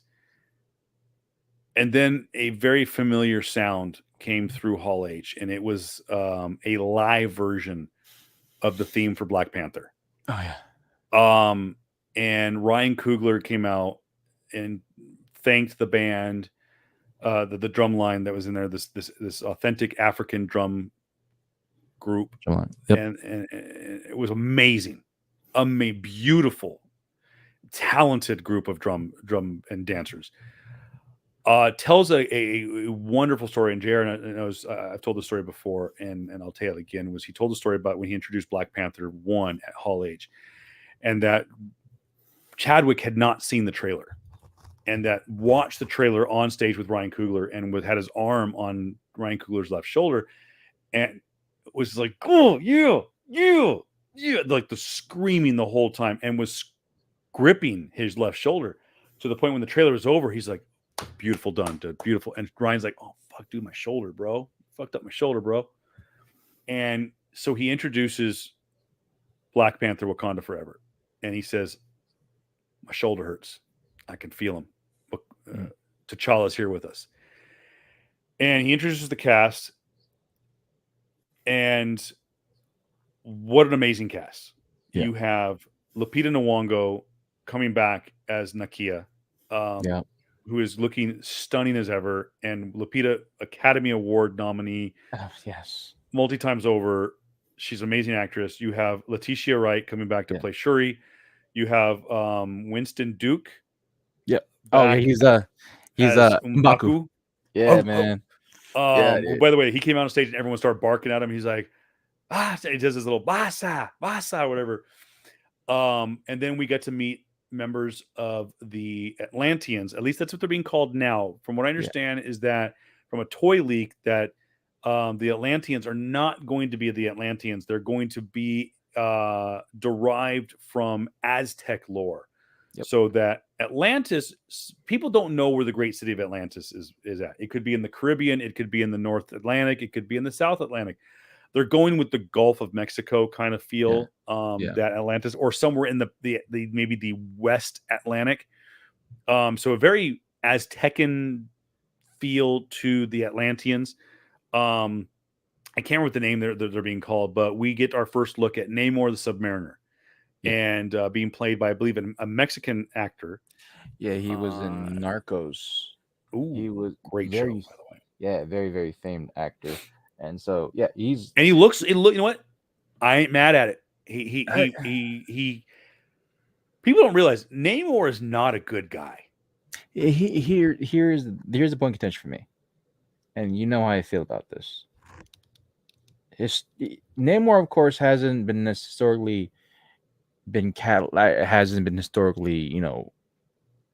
shown like what is his actual lineage, right? They say he's Atlantean, right, and he's white because his dad is a fisherman. Yeah. But as of the last 20, 30 odd years now, Namor has been looking very Asian. He's always been Asian, and again, and people will say that specifically the MCU too. If I recall correctly, Atlantis is closer to Marjapur than it is to Mexico, and Marjapur in the MCU is historically Asian country. It's in the South Pacific, yes, South Pacific, and so like I was gonna be feeling like, okay, cool, almost the Indian Ocean, actually. Yeah, and so I was thinking like, okay, cool, maybe we'll get an Asian, possibly an East Asian representation of Namor, right? Because you have the high eyebrows, high cheekbones. He's gonna look Korean. That's what I thought. Like, he's gonna look Korean. I was kind of hoping that we get a Southeast Asian finally representation, maybe like my dude from the Raid Redemption. Maybe he's gonna play him, Iko Uwais. But no, and I understand the notion of like wanting more representation because we don't know what Namor's actual like lineage is, and so they want to go more. They want to go as a Tekken, right? And I get it. You know, we want all the representation you want, but my problem with that here is that I wanted Namor to be Asian because we needed a strong Asian in the MCU. Yeah. And no, Shang-Chi, I said before, isn't a strong Asian. He's a bastardized version of an American Asian. I've been saying the best Asian, the stronger Asian in Shang-Chi was his dad. The second strongest was his sister. Fight me on that. Well, in the movie, yes, but in the comic books, and they want to get there, and I hope they do get there with Simu and Shang-Chi. Is Simu Liu, or sorry, Shang-Chi is the greatest martial artist in the MCU. Yeah, or in the Marvel universe. So we'll see what happens. And what's that? My headphones just died, so you're going through my my speaker, so you're fine. You're good. Did you hear? I did. Okay. Sorry, I'm just trying to get it prepped. Yeah. But the sounds like, from what I understand, and for those of you who have read Avengers versus X-Men, which is kind of an underrated storyline. It got shit on, but it's actually a really good storyline because it shows. First off, it shows how big of a dick Namor is. Yeah. He's an asshole. He's an arrogant prick. Mm-hmm. But at the same time, it shows that when pushed, T'Challa was kind of an arrogant dick too. And they basically had to almost wipe both nations off the face of the planet to get each other's attention. And it's a very contentious story point of the story, because Namor the Submariner actually, part of the AVX storyline is that the Phoenix Force is broken into 5 different branches, and Namor is one of the people who becomes a Phoenix Force. And he uses the power of the Phoenix Force to destroy Wakanda and flood it. I think the reason that they're keeping Atlantis or Namor's what's the word I'm looking for? Uh, Uh, his kingdom yeah. closer to Wakanda is because they want it. That's what they want to do. They want to go with that storyline. Like I just no, yeah, I understand that standpoint storyline, but just for me, like it's just more so like, yeah, I wouldn't mind having an Asian male character as an asshole, but be taken seriously. Every Asian, like I said, this is my biggest rant before in the past. Every Asian male character in the MCU is not taken seriously, other than maybe Shang-Chi. But even in that sense, he's not really taking himself seriously. Yeah. Like Wong, I love Wong. No one sees Wong as a main character. I don't know. No one sees, I'm starting to think that way. I mean, some I people think are, man. they give if they get as long as they continue to give him They'll give him more screen time, but they'll give him more places to go. But he will never ever. He's given the role of Sorcerer Supreme, but we all know who's leading the movie. Yeah. It's one of those things for me, and not to hate or give hate to like to the actor who's playing Nimue right now. I understand representation is an important thing, and like you had representation in America Chavez with I forgot the actress's name, Xochitl who Gomez, yeah, which originally she's supposed to, of course, be Puerto Rican American. but she's Mexican. She's Mexican, and hey, whatever, Latinx representation, I get it.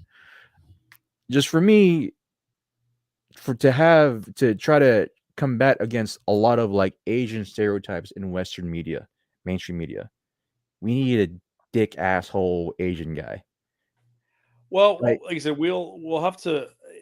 I get it because, like I said, watching the history, I watched a couple of videos over the weekend, or this past week, to see the yeah, history of Namor the Submariner, and I think that a lot of his Asian comparison stems from people don't realize Namor the Submariner is the very first Marvel superhero.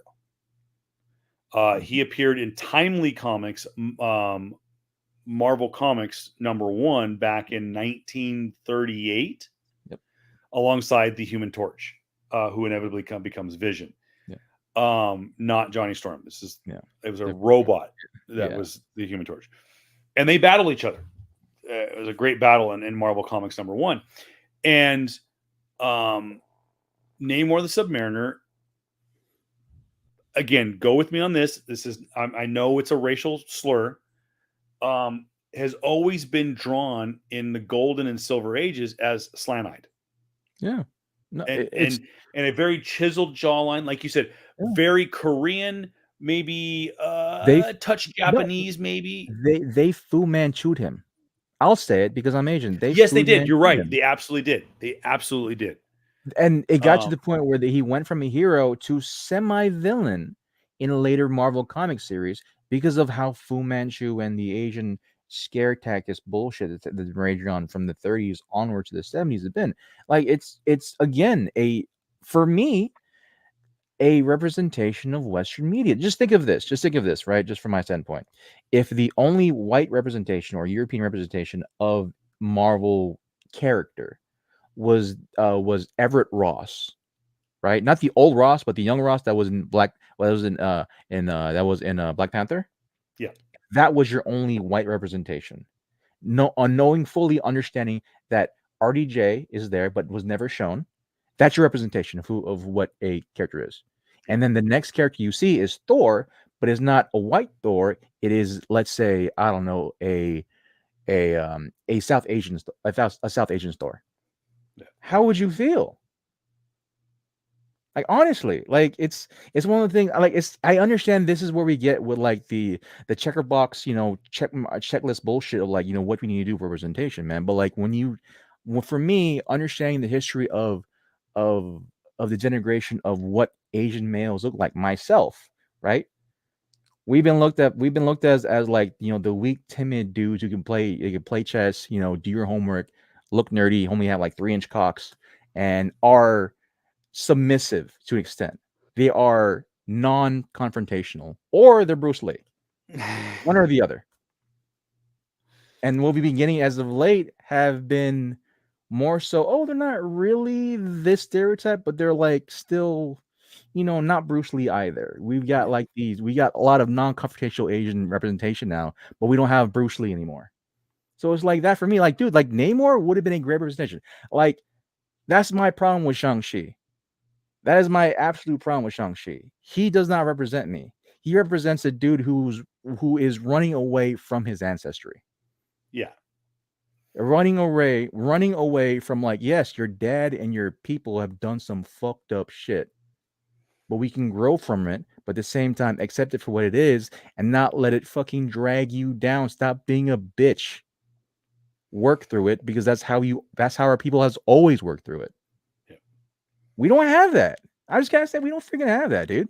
And my thing was like, Namor was that. Namor was supposed to be the no nonsense dude. Yeah, Oh I'm gonna yeah. do shit for my family, for my people, because it's my people. You've been against us for the longest time. And yeah, if the Latin American people get that with Namor, great. That's how it should have been seen. I'm waiting for our turn, because Shang-Chi isn't it. Well, I'm hoping they have said that there will be a sequel of Shang-Chi. There will be a sequel to Shang-Chi. I know that their director is going to be doing the Kang Dynasty. I have a very strong feeling that they're going to put Shang-Chi in some of these other movies. Simu Liu was in the Funko panel on Sunday, and he kind of hinted at that. He goes, "Hey, I saw the Hall H Marvel panel. There's a lot of movies that my character can appear in. Mhm. So we might see Shang-Chi continue to evolve his character beyond just, like JR just said, this Dude, timid dude who walked away from his family. Yes, dude, he is. yeah.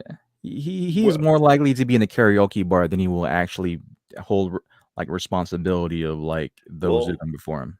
I So think now that, with, like I said, with him being, with like this, the post credit scene where he says, "Hey, welcome to the circus," Bruce, maybe he'll have that wake up call and he'll kind of wake up. And I know that he ended up at the end of the movie went with Benedict, he went with Wong, yeah, and Katie to sing Hotel California. But that was a nice little fun way to end the movie. I honestly think that whatever it is that's in the 10 rings, um we're going to find out what it is. Maybe it's part of Secret Invasion. Maybe it's Kree. yeah, Um, even though Miss Marvel, Carol Danvers, says we don't know, this predates any kind of alien technology, and then of course Bruce Banner said there's nothing on Earth that is connected to these rings. So it'll be kind of curious. I agree with you. I think that I enjoyed Shang-Chi and the Legend of the Ten Rings, and I know that you enjoyed it. I know you have your critics about it. yeah, I enjoyed it. It was better than I expected. I think it did paid homage to legendary Chinese cinema. yep, And I think that a sequel could probably go above and beyond in doing that. I think adding someone like, because it's all we have left, is adding someone like Jackie Chan to the cast might help with yeah. that kind of legitimizing kind of an old school fight Chinese cinema. Uh, Um, well, I know we had yeah, with you was know, it Tony? Was it Tony Win? What's the guy's name that played Wen Andy, Wu? I don't know. Yeah, Tony Lewing. Tony Lewing. Tony Wing. He's So awesome. Like, no, as much as I love Jackie, he needs to retire. Jackie I just know. needs to retire. He needs to go off in the sunset. He just do what you need to do, bro. Like, we don't the best legitimacy, I will say, specifically if you're trying to encapsulate or try to capture all of old school Hong Kong Chinese cinema, is do it yourself, Yeah, honestly, and do it with a certified vision. It's just basically this guy trying to go home, right? yeah, And try to rectify, like, rather than trying to, I don't know, heal the trauma of what his father has been doing, or try to understand the trauma of what his father's been doing, and knowing that you had a hand in it, right? yeah. It's like, yeah, bro, that's all of Asian families, dog. This is our story, and you ran away from that story. That was my problem. Like, yeah, my parents did some fucked up shit too, or did some shitty shit just to get to America. But they had to do it so that my family and our families and I and myself had to have a better shot at it. Yeah, that's our story, and you ran from it, dog. That's my thing. It's like, dog, you're not trying to present the hardworking, blue collared Asians that work their asses off. Like you ain't that, bro. You karaokeing, you wasting and languishing your life, fucking parking cars for a living, right? Like, dog, no, no, no. But yeah, that's just my thing about it. So going back to Black Panther and Wakanda Forever, like Mhm. I said, we get our first official appearance of Namor the Submariner. It's a lovely tribute to Chadwick. They kind of doubled down on the fact that they are not going to recast him, and that Yes. obviously at some point in storyline they do kill off T'Challa in Yeah. this movie. So um, I'm gonna let the trailer speak for itself. This is something I want to do. I know JR, you've watched it. Yeah. Do we want to do it this way or do we want to do it this way?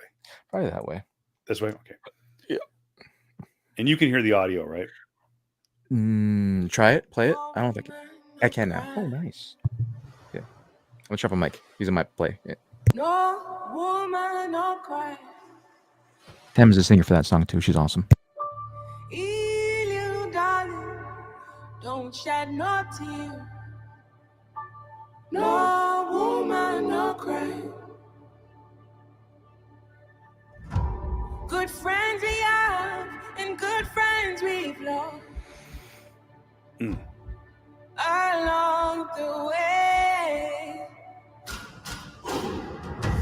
In this great future, you can't forget your past. So dry your tears, I say.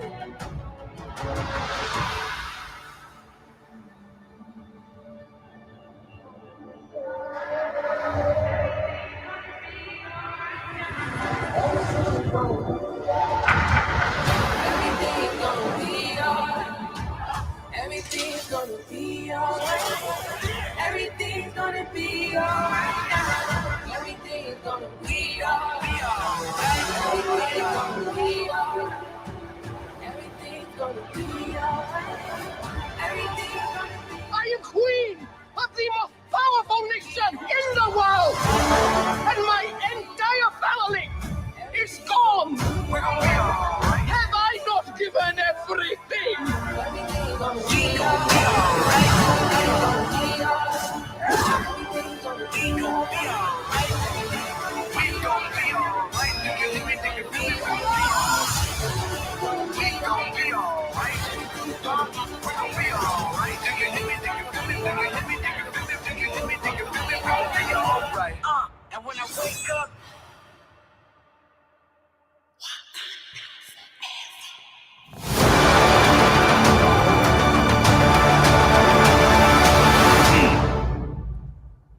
Fuck. Oh, that's like my 15th to 20th, my 15th to 18th time watching that trailer, dude.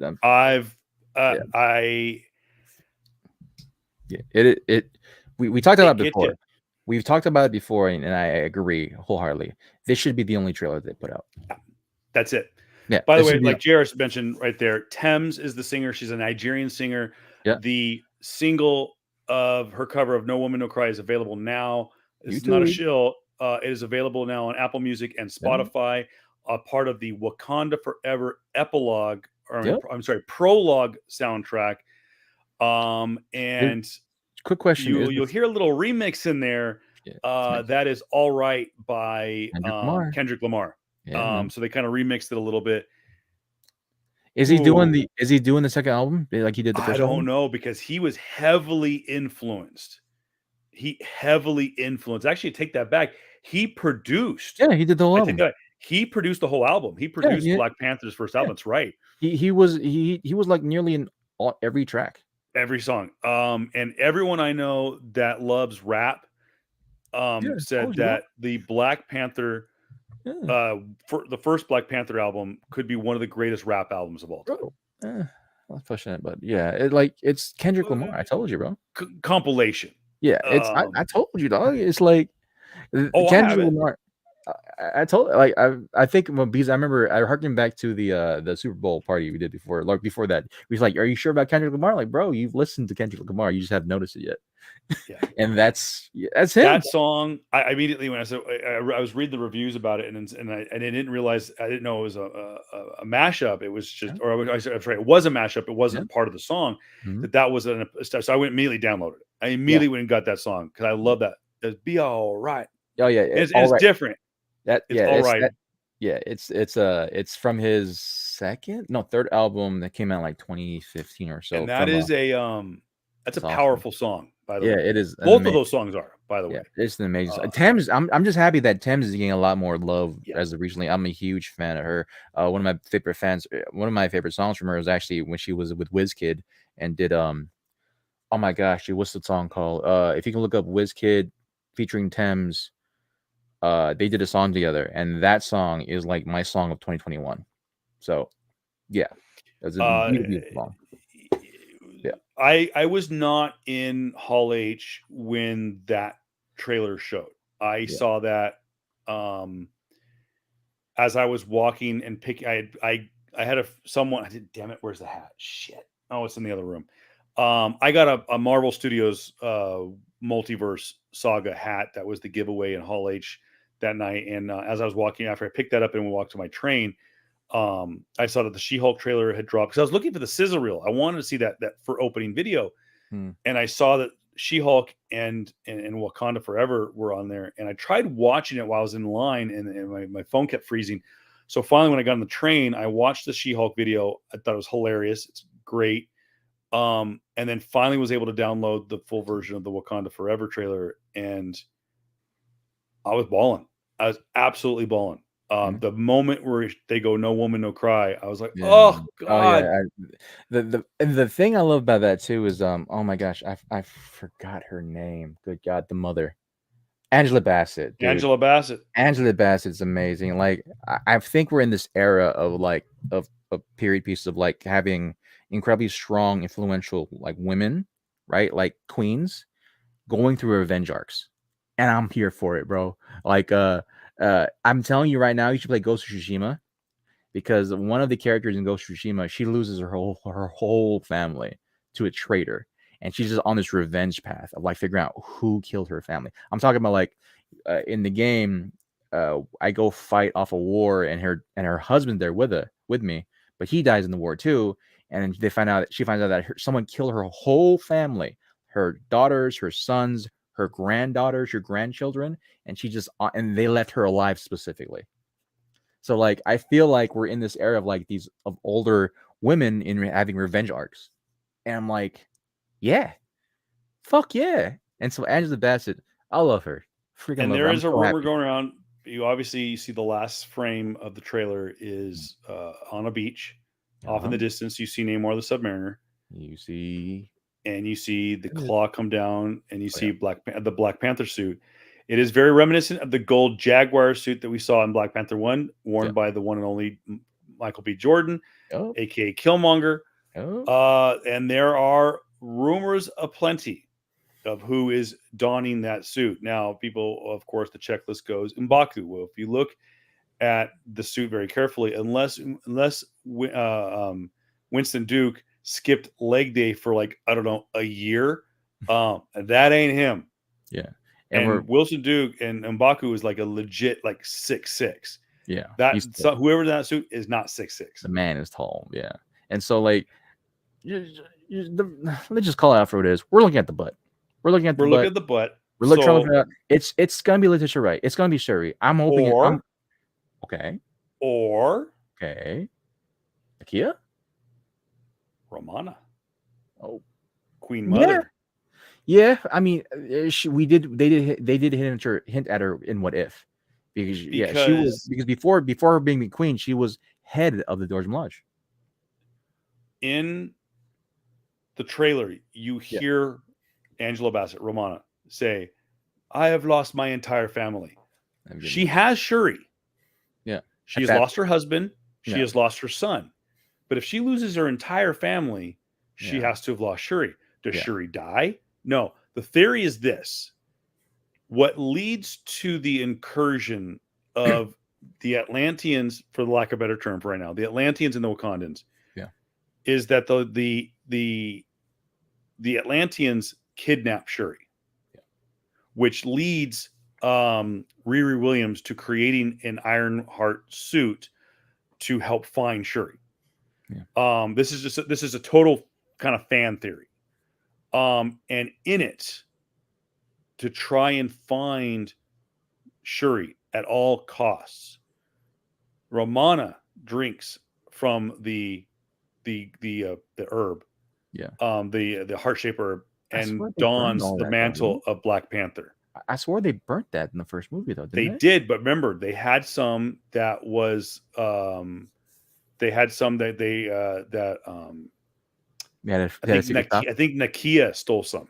Okay. And then they had some, I think like they have some in Mbaku,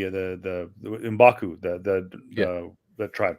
So that's the rumor going around that is possibly one of the early battles between the Atlanteans and the Wakandans, and that it could be Romana as Black Panther. Now, it could very easily be Shuri, because it is everything else seems to be very thin. The legs seem to be thin. But it's funny because all we have to go on is a very brief look at the torso. Yeah. One arm, the legs, and the butt. If it's Michael B. Jordan's butt, dude, I'm happy about that as well. Like if really, I'm pretty sure Michael B. Jordan though doesn't skip leg day either. So dude is and think about it though. Yeah. Think about it though. Here's the thing. If it's Michael B. Jordan, it could be the greatest secret in cinema history to get him on that set again, because there was so much leaked information off that set, and he said so much too before, even after he's done making superhero movies. Now, with that said, where do they film Wakanda Forever? In Atlanta. What is also being filmed in Atlanta during production of Wakanda Forever? Creed 3, starring Michael B. Jordan. Yeah. How easy would it be for him to be thrown into a black van, no windows, and rushed over to the set? A lot of questions need to be answered in this movie. Who is the new Black Panther? Do they resurrect Killmonger, which has happened in the comic books? Has multiple times. They have resurrected Killmonger. And how does T'Challa die? Who takes up the mantle? Is Valentina Electra De Fontaine in Wakanda? Is she there to recruit Shuri? Is she there to recruit Riri Williams? Is she there to recruit Namor? Also, small tidbit, just to throw out there, who's also playing in Creed 3, who's playing the opposite of one Michael B. Jordan? Jonathan Majors. Oh, shit. Tessa Thompson is also in it as well. Oh, shit. Could we get a King watch in Wakanda Forever? I'm just saying. Things match up way too what's the word I'm looking for? Conveniently. Way too well. Conveniently. So maybe we're trying to hope these things connect. But again, it's just good that a lot of these actors are just, working again. So good for them, by the way, good for them. Yeah. I've heard nothing but great things about the Creed series. I have not watched it. I've never even seen Rocky 1. Dude, Creed 1 is so fucking hype. Creed 2, I heard it was amazing. Yeah. Creed 1 though. Creed 1 with Sylvester. Oh my God, that's the reason why he won. His first and only it wasn't an Academy, it was Golden Globe, I think. I think it was a Golden Globe, man. But like when he won that, you're like, yeah, it was 100%. And so all part of it. Let us know in the comments below what you thought of the trailer. By the way, all rights reserved, owned by Marvel Studios at Disney, in the Walt Disney Studio, and San Diego Comic-Con, and everybody else. It's not ours. The music, Thames, Bob Marley, Kendrick Lamar. Yep. We don't own the rights to it. We had to show. I could not do this podcast without showing that. And I'm not going to show any. And that's the reason I didn't even bring that up with JR. It just felt right to play that trailer and only that trailer tonight. Yeah.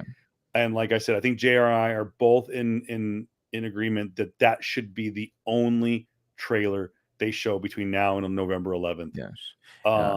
It also should be noted that the poster was released for Wakanda Forever, and the version of the Black Panther mask headdress is eerily similar to that of what Shuri wears in the comic books. Yeah.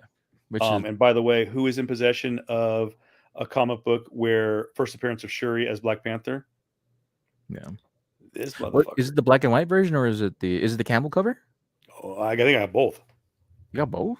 Damn. I got so many books from that run Okay. in No, but in I'm Vegas. I'm thinking about the original one though. The original when you have Shuri dressed as Black Panther, that's the Campbell cover. And there's a black and white. I have the first cover. I have the first cover appearance, and then I think I have the first, which is the Campbell cover, and then I have the actual book where it's the first book appearance of her as Black Panther. Yeah. And just real quick, go ahead. What's up? You go. And I was about to say, just real quick for me, if I again more props, I'm hoping, more props to the actor who's gonna play Namor, right?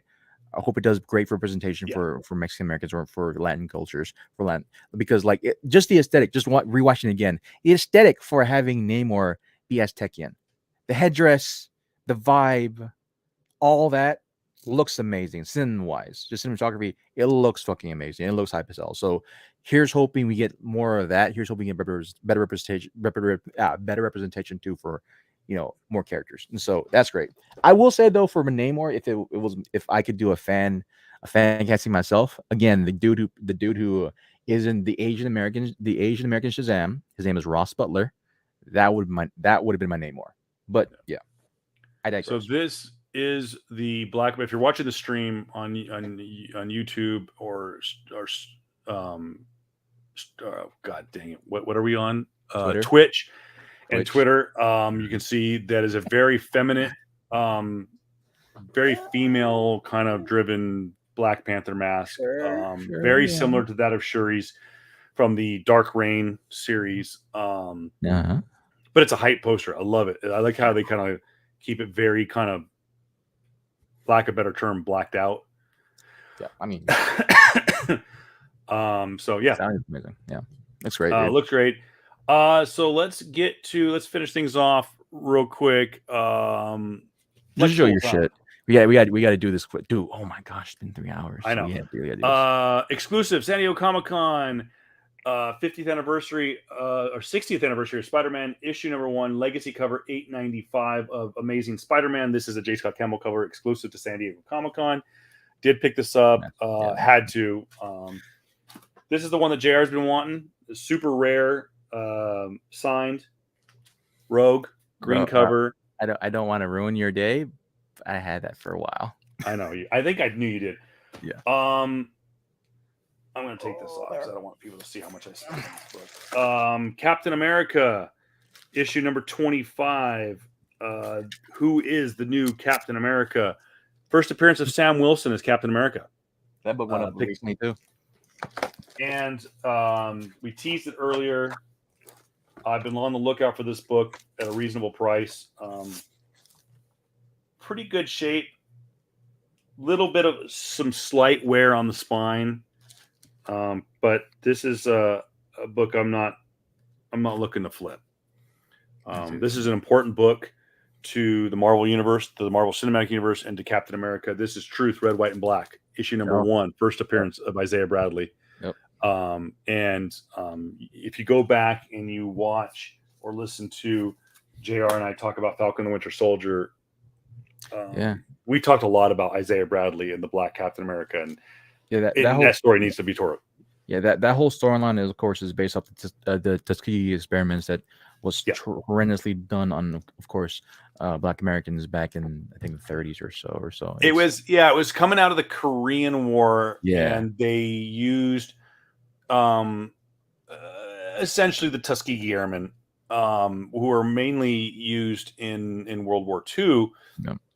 But I think it was after the Korean War they used them to experiment vaccines for like smallpox and stuff like that. So not good. And in the comic books, they what they did was they did the same thing, but they did the super soldier serum. So anyways. Oh, I got something killing the children. Hot book at Comic-Con this year. Very hot book at Comic-Con. Yeah, this is actually stuff I'm gonna sell. So So Anything again, I hold up, man. Also not Jared Comics 42 on Instagram. Hey, so this stuff I'm gonna sell. Like this is a 9.6 from SOTK number 2. I got 2 Spider Gwens that are It's a great 9.6. cover. I saw that one floating around. I think I've got that one though. Yeah, it's great. I think I tripped over. I think I tripped over something and got that book. Oh man. Oh, this one hurt. 9.6 Dr. Aphra. This is a cover by the one, the only Jenny Frison. Oh, I love Jenny Frison. I'm hoping she comes to Comic-Con one of these days. Oh yeah, I hope so too. This I'm so a lot of happy artists missing. Art Germ, David Chu, not at Comic-Con this year. Oh, you didn't say the thing, bro, about who you had to stop. Oh, gotta tell that story. Say that Real as quick. I just just say it. All right, so Dr. Aphra, which by the way, I'm hearing things that we might get Dr. Aphra in the Star Wars. So my job was to do, which I can't quite see that one. Oh, SOTK number 4. This is a Virgin variant. Gotcha.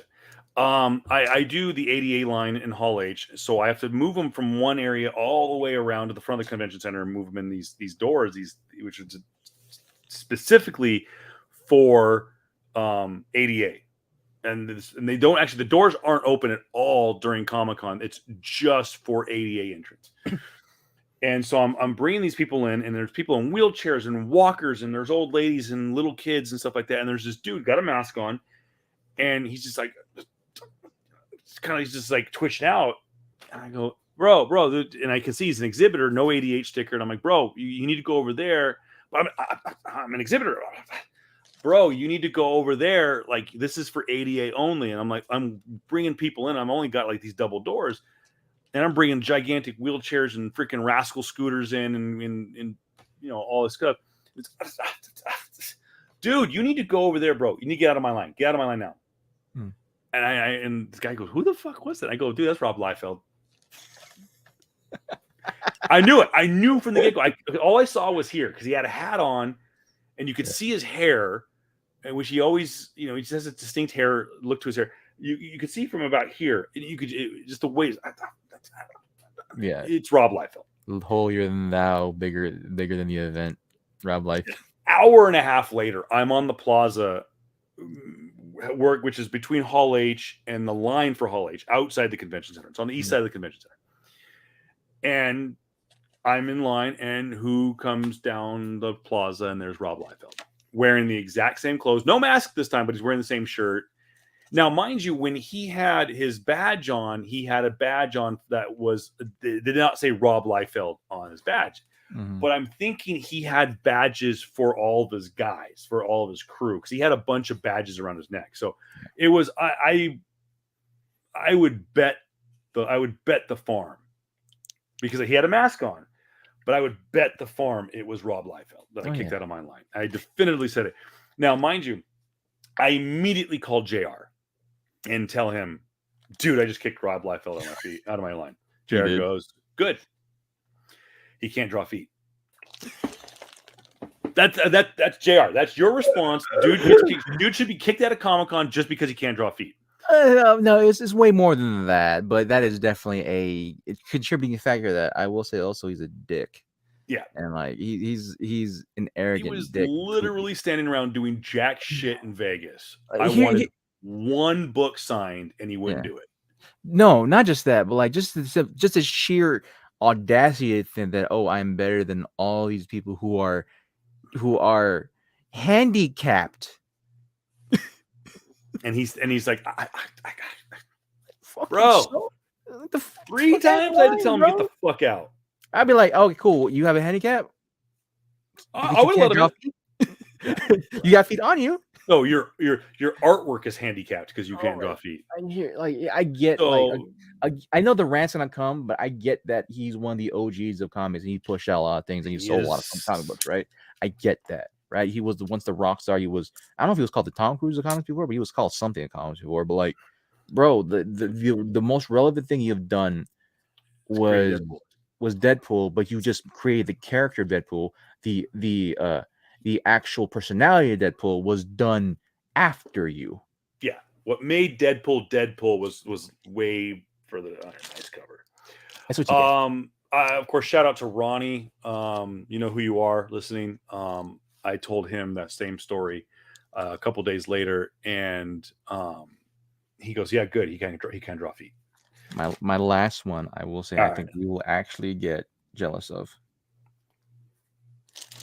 If you're gonna show me my book, I'm gonna be. Oh, that's a good book. That's a Campbell book. Yes, Campbell that's a tough Gwen one. 9-8. This is one of the harder ones to find. And yes, I was looking for the book that it was in here somewhere. It's in here somewhere, but I can't find it. And so, like, yeah, I'll find it eventually. So,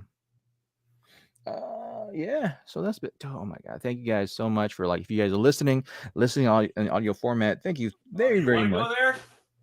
You want to flex pull on me? All right, I'm gonna flex pull. Oh, you're doing the thing. All right, motherfucker. I'll be right back then. Live from Hall H, baby. The glow-in-the-dark Demigorgon. This is a 1 in 3,100 piece. Glows-in-the-dark Demigorgon, Hall H, from the Funko panel on Sunday at Comic-Con. And JR wants to throw a J. Scott Campbell at me. I know what he's going to get. I know what he's going to go get because he knows what I got right here. This is a 1 in 6,800 special edition. Just like this one. If you look right here, no numbers. It's not a number. This is an SE special edition Funko. This was 3,100. The Demigorgon blue one, I think, was less than that. And then you had the Ahsoka Tano, the Johnny Lawrence, and the Shang-Chi were like 1 in like 400 or something like that. But this is the Freddy Funko Hall H San Diego Comic-Con t-shirt. He's got the bags of goodies, bunch of posters and swag. He does have the Freddy Funko pin on it. It does say I Heart San Diego on his lapel. Again, this is a 1 in 6,800 Freddy Funko. That is the official mascot of Funko. Again, like JR mentioned, thank you guys so much for staying up late with us. For those of you who are watching live, it's almost 11 o'clock here on the West Coast. Well after midnight on the East Coast. But thank you guys so much for staying with us. To kind of wrap up my experience at San Diego Comic-Con, it was emotional. I am a type of person that wears their heart on their sleeve. I can be a very emotional person. And JR will be right back. And just seeing the signs and the people back and just having a good time. And, granted, we still had to wear masks and whatnot, but it was a great time. And I recommend it to anybody who has a chance to go to Comic-Con to experience San Diego Comic-Con once in their life. And I've had the privilege of experiencing it 5 times now. And it sounds like I'm going to be returning in 2023. So I look forward to that, God willing. So we got that going for us. So I think we got JR back here. Can't find it. I know what he's. Oh, I knew he was going to go look for it. But yeah, I got your Freddy Funko right here. I'm now going to definitely make a search. I'm going to search to find the thing. I'm going to just rub it in his face. I know what you have. I know you have that Ron Lim cover. Yes, I do. I've shown it before. But yeah, cool guys. What he's flexing on is a color version of Howard the Duck #1, I believe. A 9.8. That's so 9.8 CGC rare. graded. It's a $1,200 book. Super rare book. Maybe more actually. It might be more now because the last one that sold for 9.6 was like under $700-800 bucks. Super rare book. It is a color variant of a Howard the Duck book, and I think it's Howard the Duck #1. Yep. It's definitely one of the first 3 because it was one of the Howard the Duck, volume 5, issues 1 through 3 featured Gwenpool. Yeah. And on it is a cover of Gwenpool with her katana holding it to the throat of Hydra Bob, for lack of a better term. And it's in color. I have the black and white one. I found like multiple versions of the black and white. I almost bought an extra one just to have. I saw Ron Lim at Amazing Con in Vegas in 19. And I asked him about it. I showed him a picture. I said, "Do you have this book? I'll buy it off of you." He goes, "Dude, bro, I'll give it to you. You're a freaking Gwenpool fan. I'll give it to you.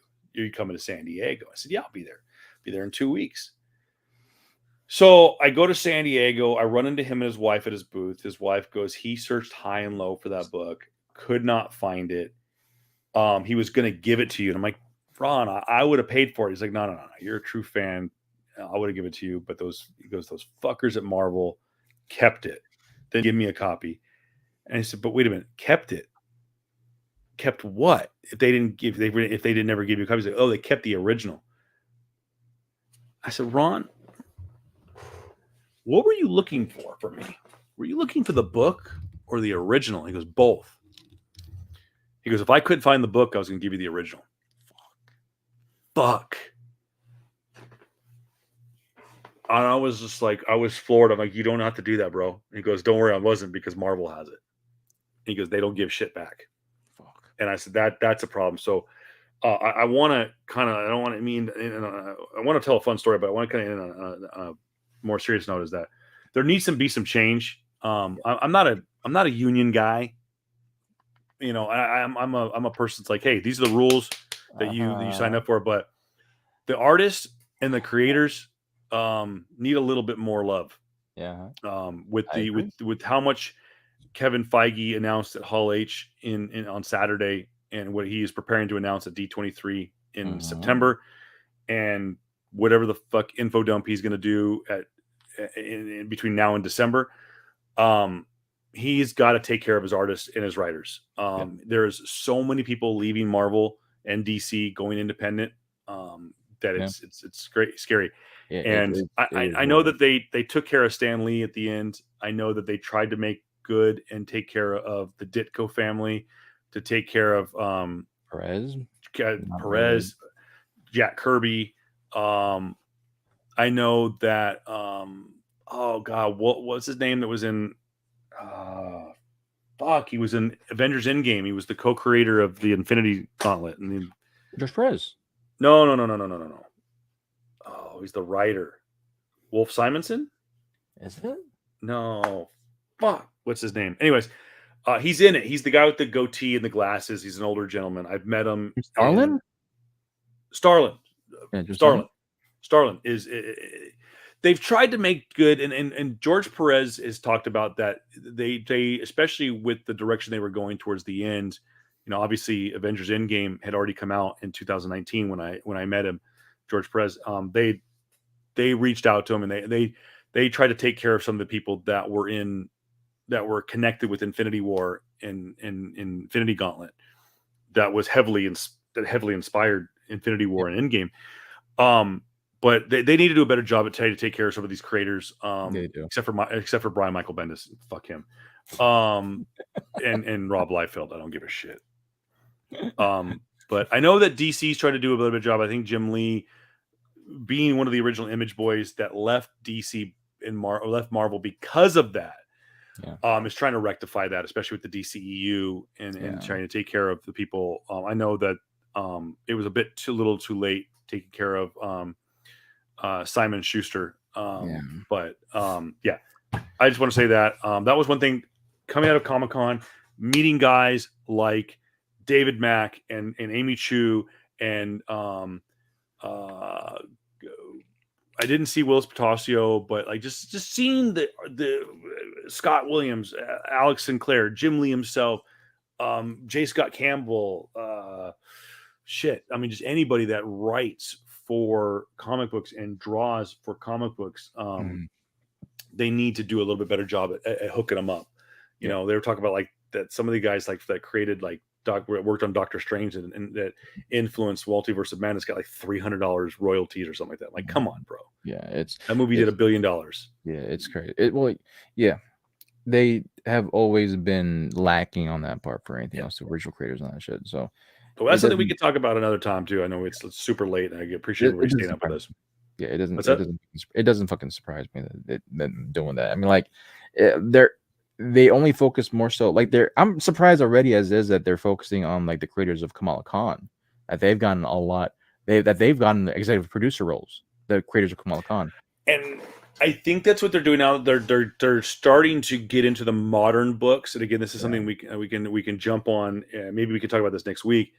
Is exactly they're giving them executive producer roles, which allows them to Get more money, connect with the show, have more influence. It also allows them to get into the Producers Guild, the PGA, the Producers Guild of America. So it allows them, by making them a producer, it allows them to kind of that you're now part of the union, so you can get some health benefits. So Jared mentioned that, especially with Kamala Khan, that was something. They did that with Ryan with Black Panther 1 with Tanahashi Coates, who does not need the freaking money. The dude, he was a New York bestseller. He was a fictional. He's a New York Times bestseller. That was before he put Black Panther on the New York Times bestseller list. Yeah. So they're doing a better job. And again, I think it started with with Ryan Coogler acknowledging Tanahashi Coates. Jessica Jones, they did Say What You Want. Heavily credited Brian Michael Bendis and Michael Gaydos and David Mack. Yeah. And I talked to David about that with Echo, and he says it's getting better, but it's not where it should be. Yeah. So, and David Mack is a non-confrontational kind of guy. So for him to say that, it kind of irks him that a character like Echo potentially has a lot of future in the MCU. So, we'll keep an eye on that. We'll talk about that. Maybe that's something you can line up, JR, because you do a great job at writing our rundowns and our scripts. We could talk more about that and some of the kind of artists and the writers that have been kind of That's not working again. We can wing it. Thank you guys so much. Again, you can download our podcast wherever you listen to podcasts: Apple Podcasts, Google Podcasts, Spotify, iHeartRadio, Amazon Music, you name it. Of course, you can watch us on YouTube, Twitch, and on, of all things, Twitter. Yeah. And of course, Facebook Watch as well. So thank you guys for staying up late. I know it's we're about 3.5 hours in. It's past 11 o'clock here on the West Coast, way past midnight everywhere else. Thank you guys so much. And guys, thank you for putting up with us this long break that we took, but we needed it. Most likely this Wednesday too, we'll be talking about just other stuff. Unless you want to just do maybe I'll just fucking just trek through and watch all goddamn freaking Kamala Khan. Well, we'll keep you posted. Maybe we'll do a quick wrap up. But we said we're right around the corner, dude. August 17th. That is what day is that? Is that a Friday? I think so. Or Thursday, maybe. It might be a Thursday. Let me see. Yeah, I just know for me, dude. September is going to be busy. It's a Wednesday. It's Wednesday. August 17th is a Wednesday, and don't forget to on August 31st, which is a Wednesday, we get Andor. So we get 6 episodes of She-Hulk, which will cross over with, I think, what did I say? There's going to be 9 episodes, 12 episodes of Andor. Yeah, it's going to be interesting. It's a longer series. Andor's going to be a longer series. So, all right, guys, enjoy the rest of your night. Enjoy the rest of your week. We will see you for sure next weekend, maybe Friday or Saturday. Yep. Maybe we'll do a wrap up of Kamala Khan, Ms. Marvel on Wednesday. We gotta talk about video game shit because a lot of video game stuff happened too, man. Yes, we do. Yeah, dude, I was this close to buying it. Well, by the way, we have PS5. Yeah. What is Xbox the current Series? Xbox? There's 2 of them. There's Xbox Series S, which is the smaller, slimmer version, and Xbox Series X, which is the version you actually want. Okay, because I almost bought a Series S today. My wife talked me off the ledge, but I'm holding out for the PS5. I mean, you can get it. I mean, there's nothing wrong with Series S. The biggest it's more the streaming one than the hard drive one. Okay, you're fine. 1 second. Sneeze. Thank you. Okay, but I'll go yeah, for I it. would just wait for PS5. that's They've been ramping up in production. PS5 has been not the number one seller. Has been selling less because it's hard to find still, even now. Fucking scalpers. So yeah, the PS5's coming out. There's a bunch of games that has been slated. We saw a E3 happen, or what else happened? Like a bunch of stuff happened in the last couple of days, in the last couple of weeks or so. A lot of games been announced. A lot of games has been previewed, and so yeah, I'm excited for that. God of War got a release date, and I'm happy for that. God of War Ragnarok, and I'm gonna freaking play the hell out of that game, man. So I'll probably play that on our Twitch, on our There Twitch you channel. go. Be subscribed to our Twitch channel. Guys, thank you so much. Enjoy your rest of your evening, rest of your week. We'll see you next week. I'm Kevin Pillow at Voice of Reason 23 on all social media platforms. He is Jared Kambakungan at Same. also not Jared Comics 42. Check it out. Hit him up. He's got some comics for sale. Mm-hmm. Have a great night, guys. We'll see you next week Peace. in broadcast.